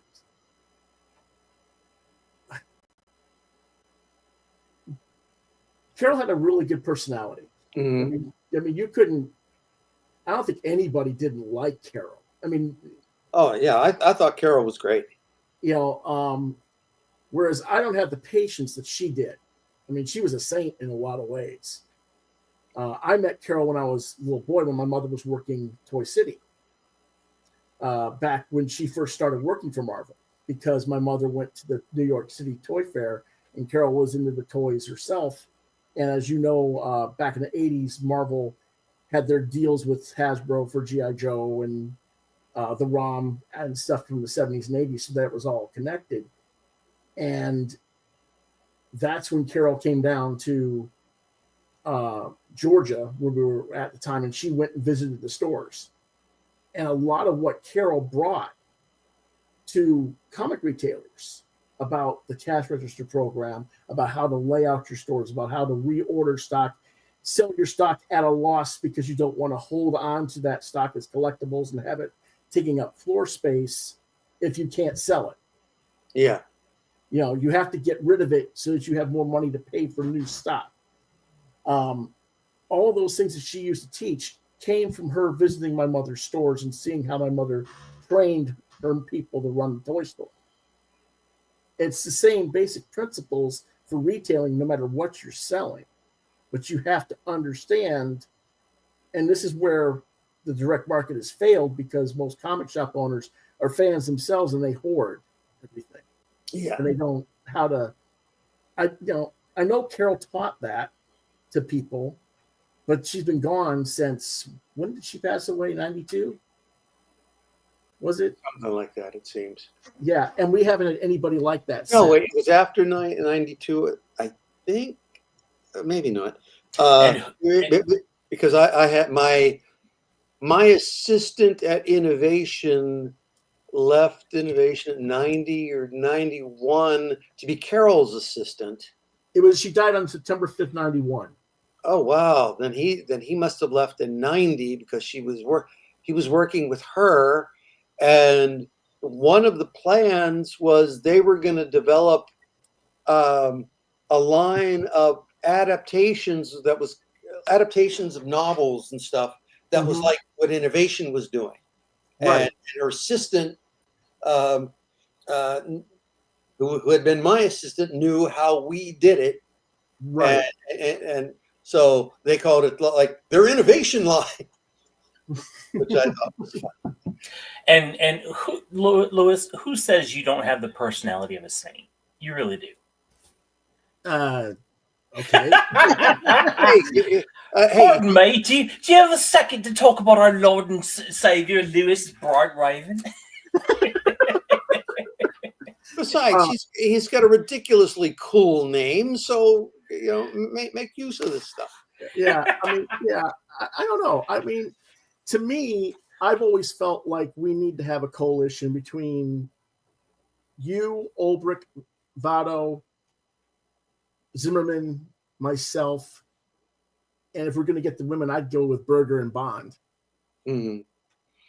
And I think that's what I think, because you got to have the marketing people, and I don't know the marketing side. Who's in the marketing side like that anymore? Do we have anybody in the marketing side? We seem to be in free fall. Yeah, that's what I'm looking at, and it's there you go. Yeah, because I'm a guy with a degree in English and art, and yes, I studied a lot of different things, and I went and actually contacted the Kubert School and built a sequential art studies program at my college and stuff like that. But the business side of comics I got from my mother, and she passed away in 2013.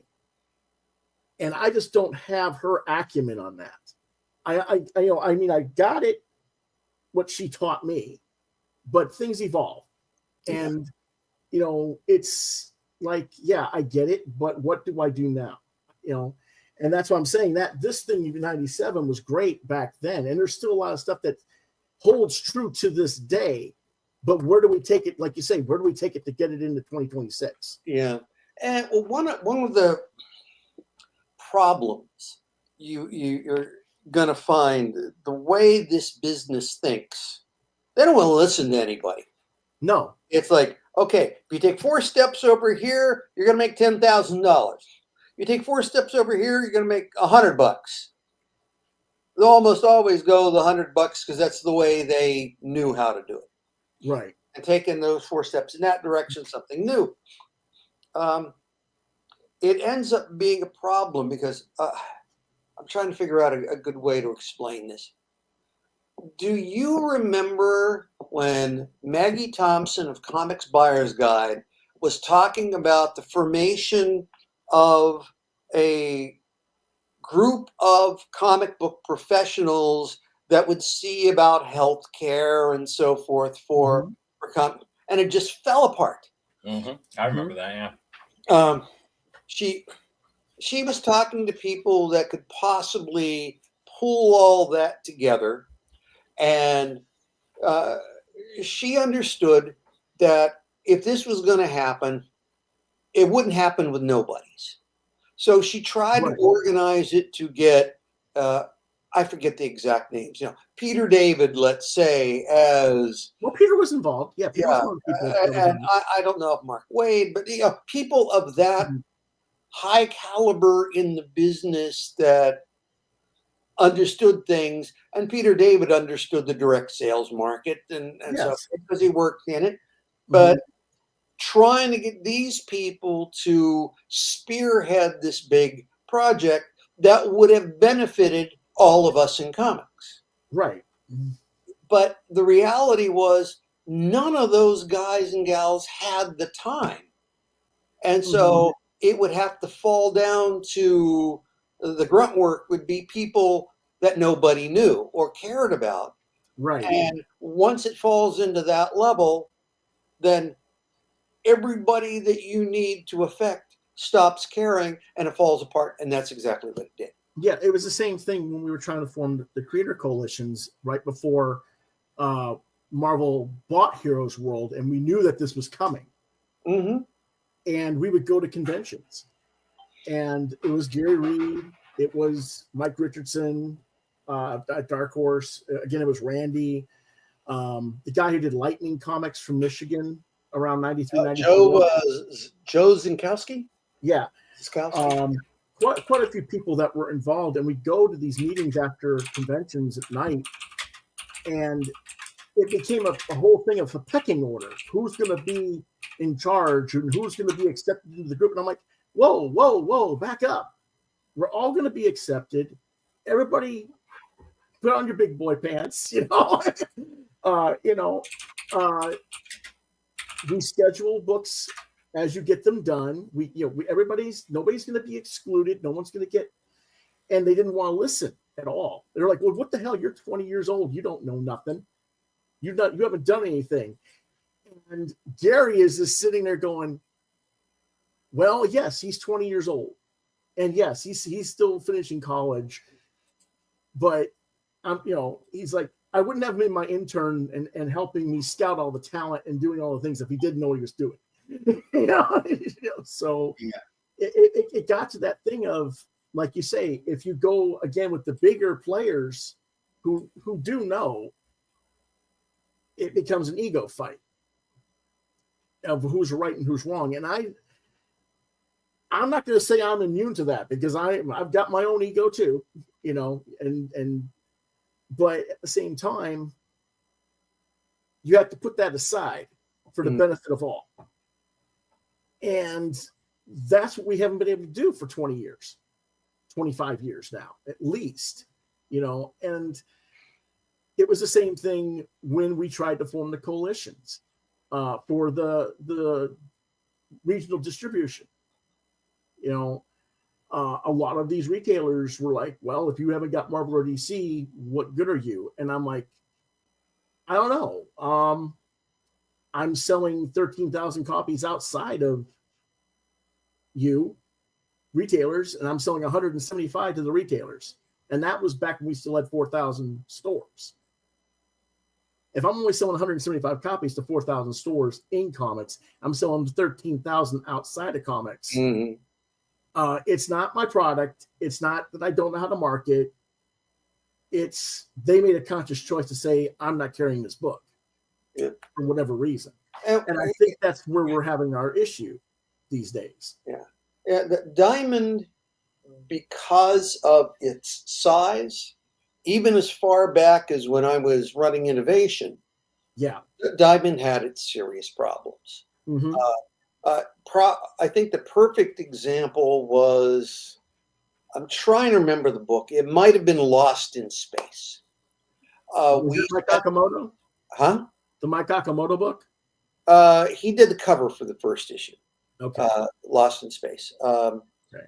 And we talked to Diamond at great length about that book. Said, I think it's going to do well. It might be Innovation's bestseller here.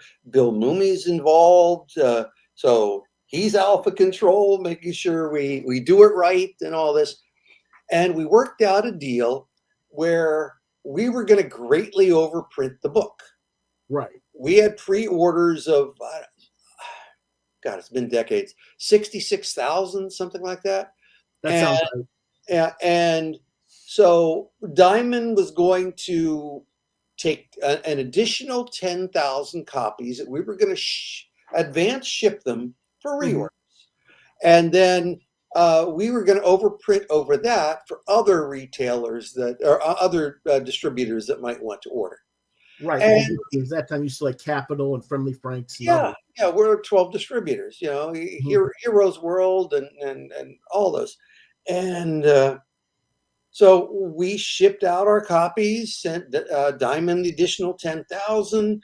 Other retailers or I keep saying retailers, other distributors are reordering. And then after several weeks, we start getting more reorders from Diamond. I said, oh, this is fantastic. So they've sold out our extra 10,000. They're ordering 400 here, 300 here. When all was said and done, Diamond shipped back the 10,000 copies that had been sitting in the warehouse. They didn't bother to use a single one of those. Instead, they reordered from us, and there's all that shipping money back and forth, and it was a total failure. That's exactly. Remember when I was telling you about how they were screwing up the systems and like that from 90 to 2001? That's an exact example of what I'm talking about, what they were doing for everybody. Yep. And I use a more current example where I spoke with someone there, and they confirmed that Mike Deodato is a terrific seller for DC, for Marvel, for AWA. Mm-hmm. And when I said, "All right, do you want to carry this?" Yes, they carried it, and he assured me that they distribute to every comic shop on the planet. Okay. Mm-hmm.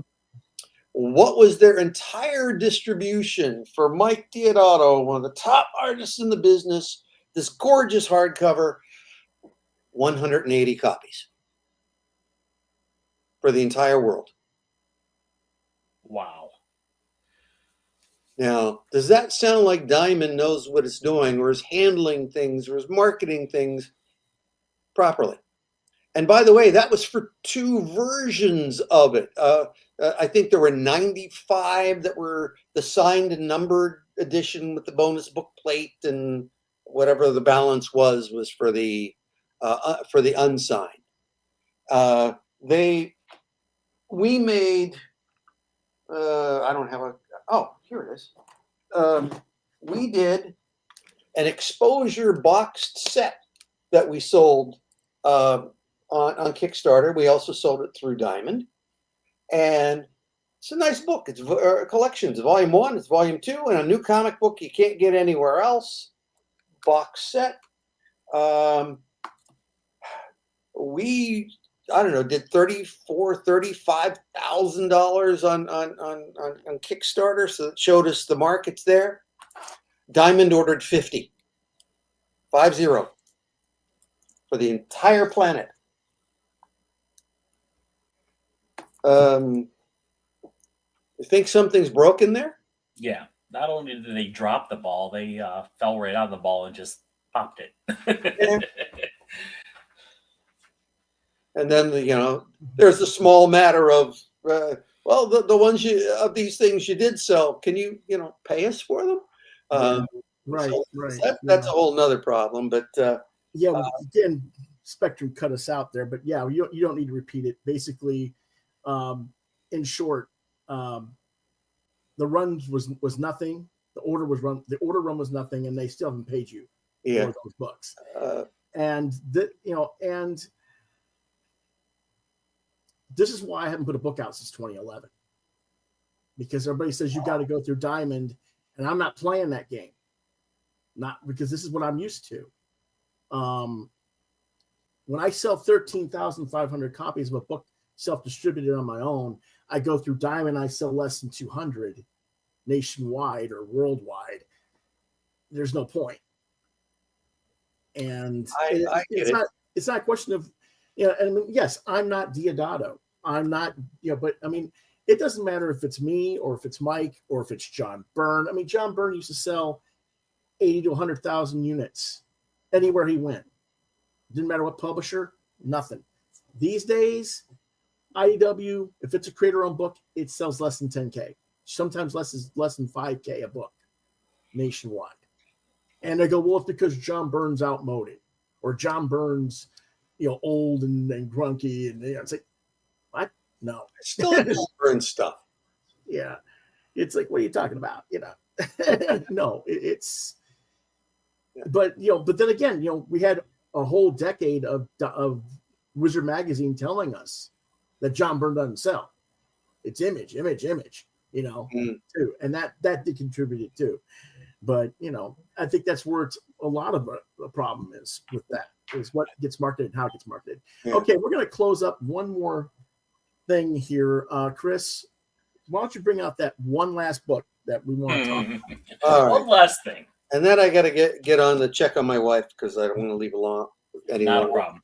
So my wife came across this gem. Upside down. There we go. Down. There we go. A little bit more to your. There you go. There you go.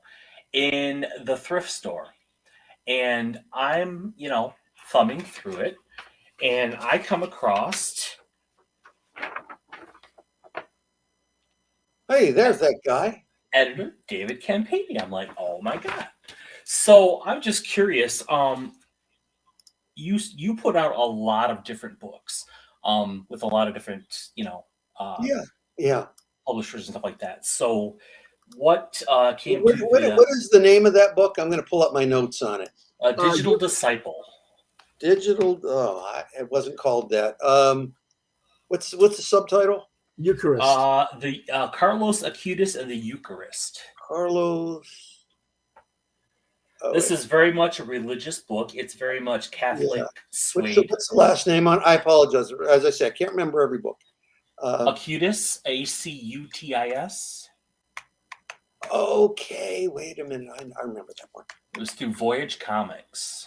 Yes. Here we go. Let's see here. Okay. Yeah. All right. I got a little story to tell you about these guys.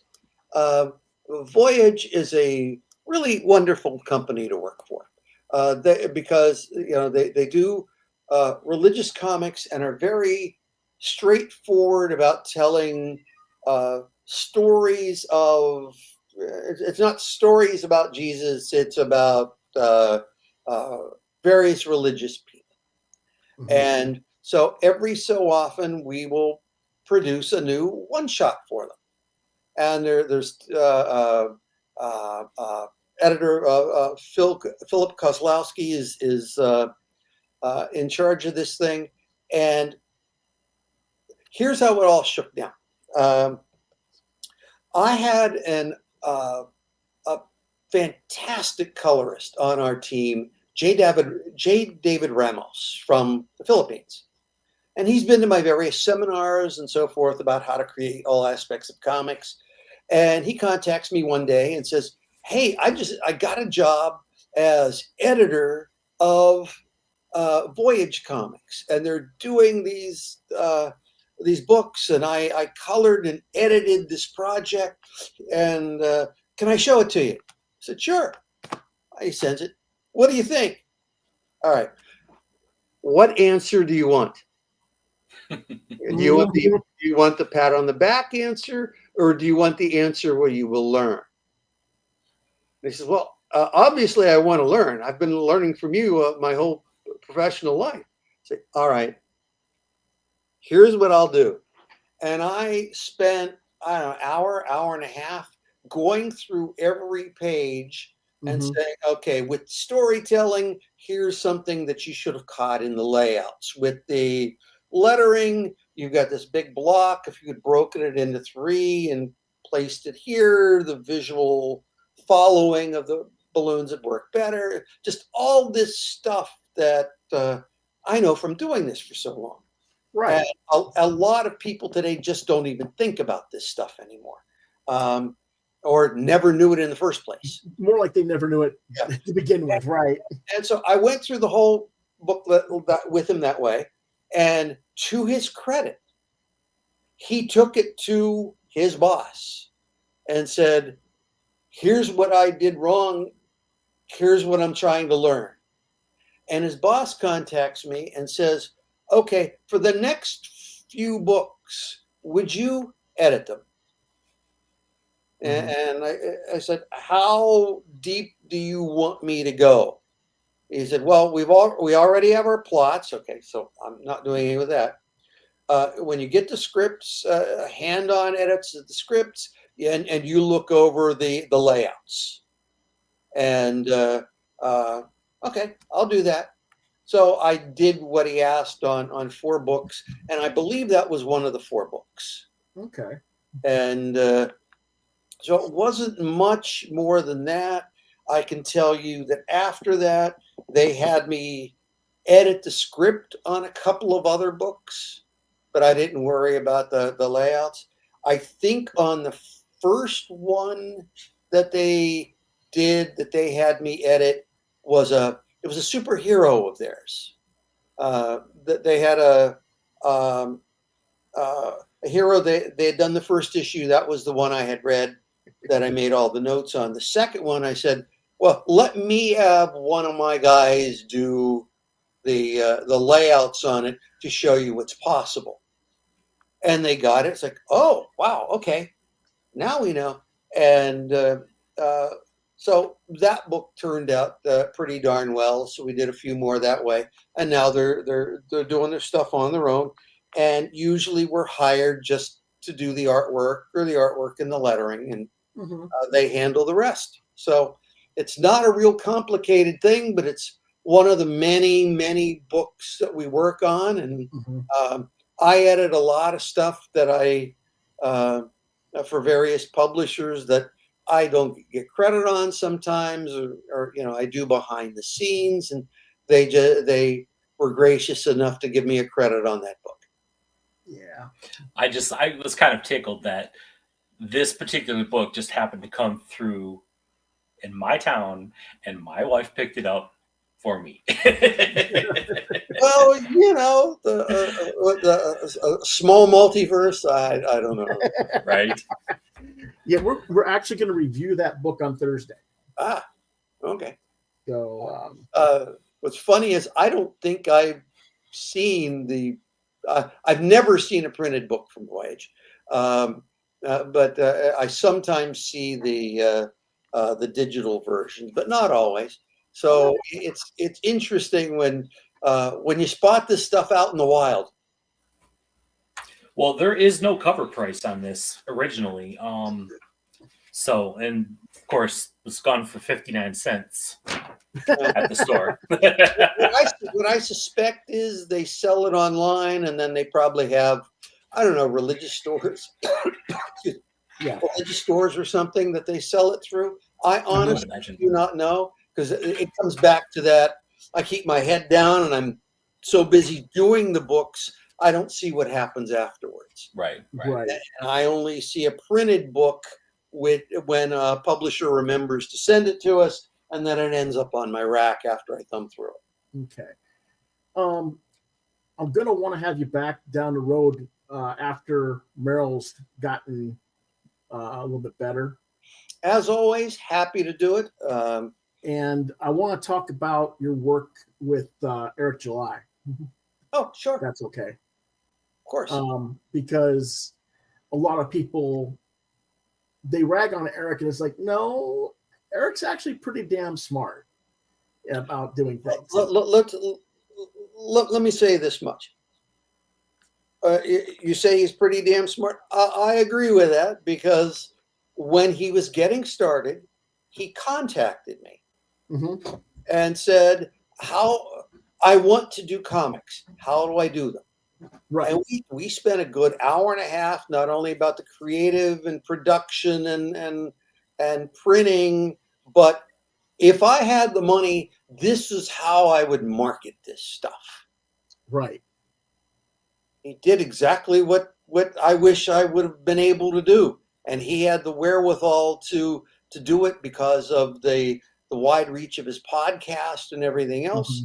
So when I hear people complaining about Eric July, that's because his first comic book had pre-orders of more than $3.7 million. Right. That makes it so far the success story of the comic book 21st century. And So it's a lot of sour grapes, it sounds like. yeah, I mean, he did other comics. Okay, I'm going to do Alpha Core, $1.8 million out the door. Right. Oh, well, we don't like Eric July. Why? Because he sold 1.79 million more than your book? I don't know. But as a professional, as a publisher, I think he's doing so many things right, and he pays on time. So that's a short version of the. Right, that's a short version, and like you say, it's kind of this thing of where did they come from and what did they do that we aren't doing? Why can't Marvel do this? Why can't DC do this? And like you say, it's because you tell them you can go this way or this way, and they pick the way that they know. And he went the road less traveled and was able to capitalize on his audience. Yeah. And I think he did it brilliantly. Yeah. And I told him in a video call last week, are you going to size up and be the guy who saves the comic book industry? And he laughed and he said, well, let me make sure my part's working first. And I thought he's working pretty damn well so far.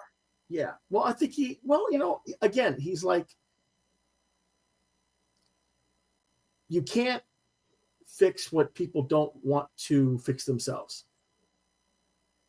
I've learned that over the past several decades of pounding my head against the wall. Well, I find people also come into this stuff with so many preconceived notions and don't have a frigging clue about the people or the stuff that they're doing. There was a series of posts online that I read between yesterday and today with people pulling up stuff that they knew nothing about and were trying to frame it as is if I was this evil, terrible person who had forced beginning artists to swipe until I was forced to stop doing it. It's like, what? Every beginning artist swipes, some worse than others. But Bill Sienkiewicz swiped everything Neil Adams when he started. Frank Brunner was swiping everything left and right and just put beautiful drawing over it. I mean, look at all the guys who swiped Image, but they decided, there was a website devoted to one or two of the artists that I had that was swiping more than usual. But somehow that made me an evil person. So they're posting personal evil stuff about me. Yeah, that was partly due to Rich doing stupid shit. Yeah, but that was a thing where, okay, but those artists grew out of it naturally, and when we realized what we were doing, it's like, no, you really shouldn't be doing that. Here's a better way to do it. And now guys like Fabio Laguna, who were making that mistake, is now a top authorized DreamWorks and Disney artist at the top of his game, making top money because he found the right niche for what he wanted to do. He was doing superheroes and uncomfortable with it, but he thought he couldn't make a living as a cartoony artist, and he's a brilliant cartoony artist. And so, with people like Travis Charest. Yeah.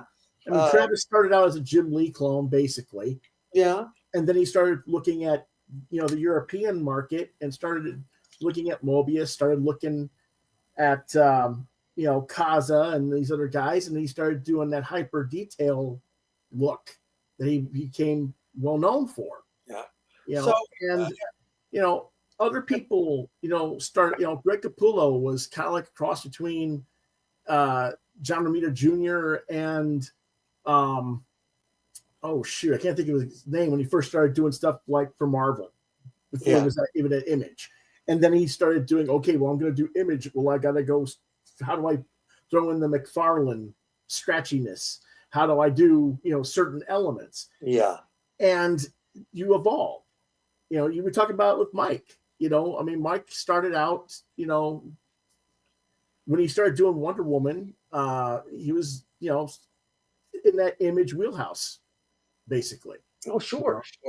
The point I'm trying to make is, not only do you have fans who come in with zero information and trying so hard to make somebody a villain or turn something into something that it's not, but you have established professionals who can't step away from what they know because their preconceived notions of how things should work don't necessarily allow them to try this new thing, even though it may make it successful. So you had folks like Eric July who came in saying, I don't know what to do. I'm going to try something new. I'm open to advice. Trying something new, becoming mega successful, and then becoming a target because of it. Yeah. Yep. And it's like, okay, he has to be the villain because he's making more money than everybody else. It's like, come on. No, you cheer on these people. What you do is you say, hey, how can I do that too? Yeah. And there's so many of us that are in this industry doing this crowdfunding song and dance routine, shall we call it, if you know what I mean. And I look at it as, why are we doing this when, if the market was healthy and if the direct market was doing what it was supposed to be doing, would we need to be doing that at all? I look at it as just, back when I started in this thing, in the early 90s, interning for Gary Reed at Caliber and stuff, I always felt like my job as a professional, when I was being a freelance creator or an editor or whatever, was to go and promote the books every time I went into a comic shop. And not just Caliber's, but everybody's. Find the books that, whether I like them or maybe you have a different taste. Okay, well, what do you like? Let me help you find something that you're going to enjoy. And I found at a very young age in that time that retailers didn't like that. They were against it.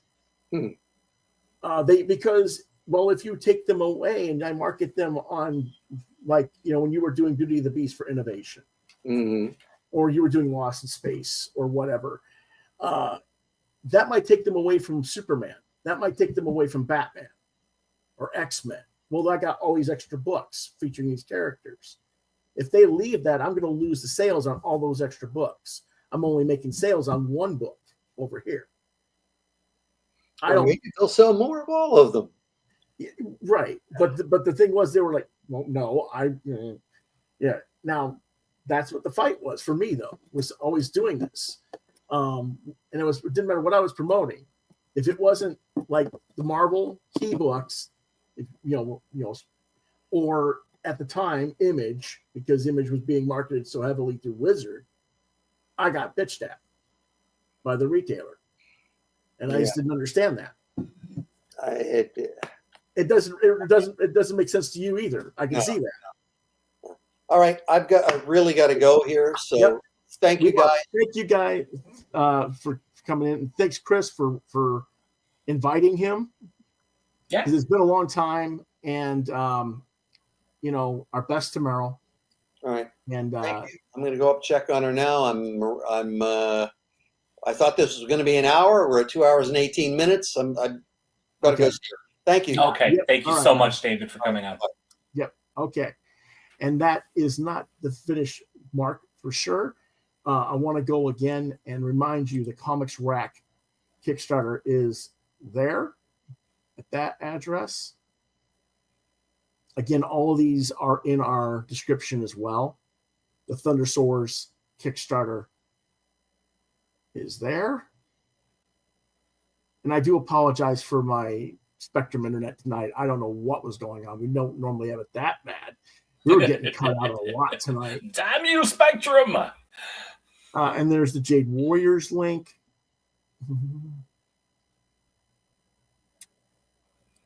And okay. Already what is it doing? That's what it's doing. Okay.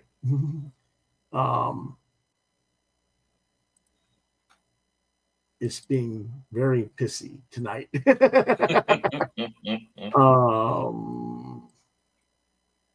Let's do it this way.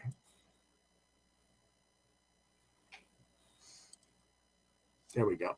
Now I can share it. Hopefully.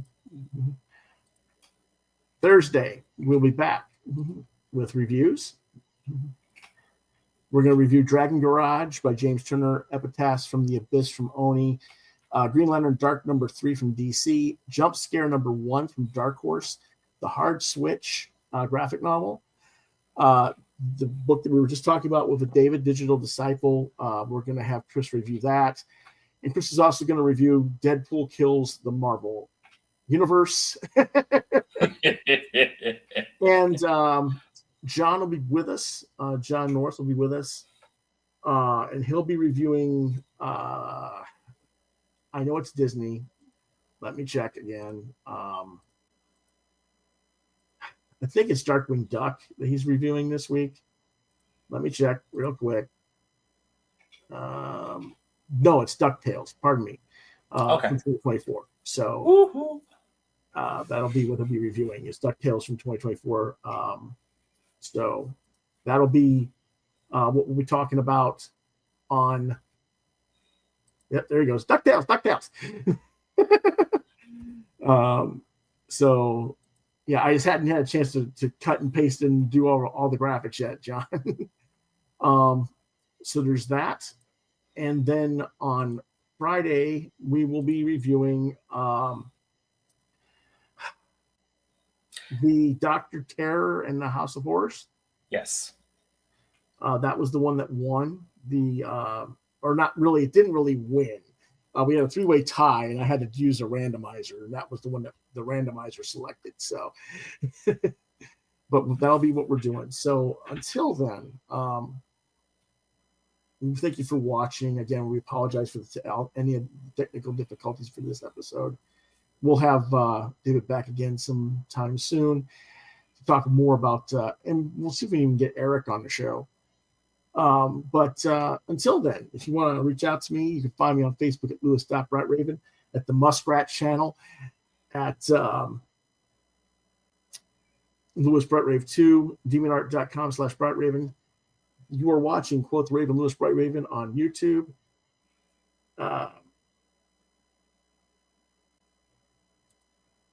quarters, nickels, pennies, dimes come to me while those.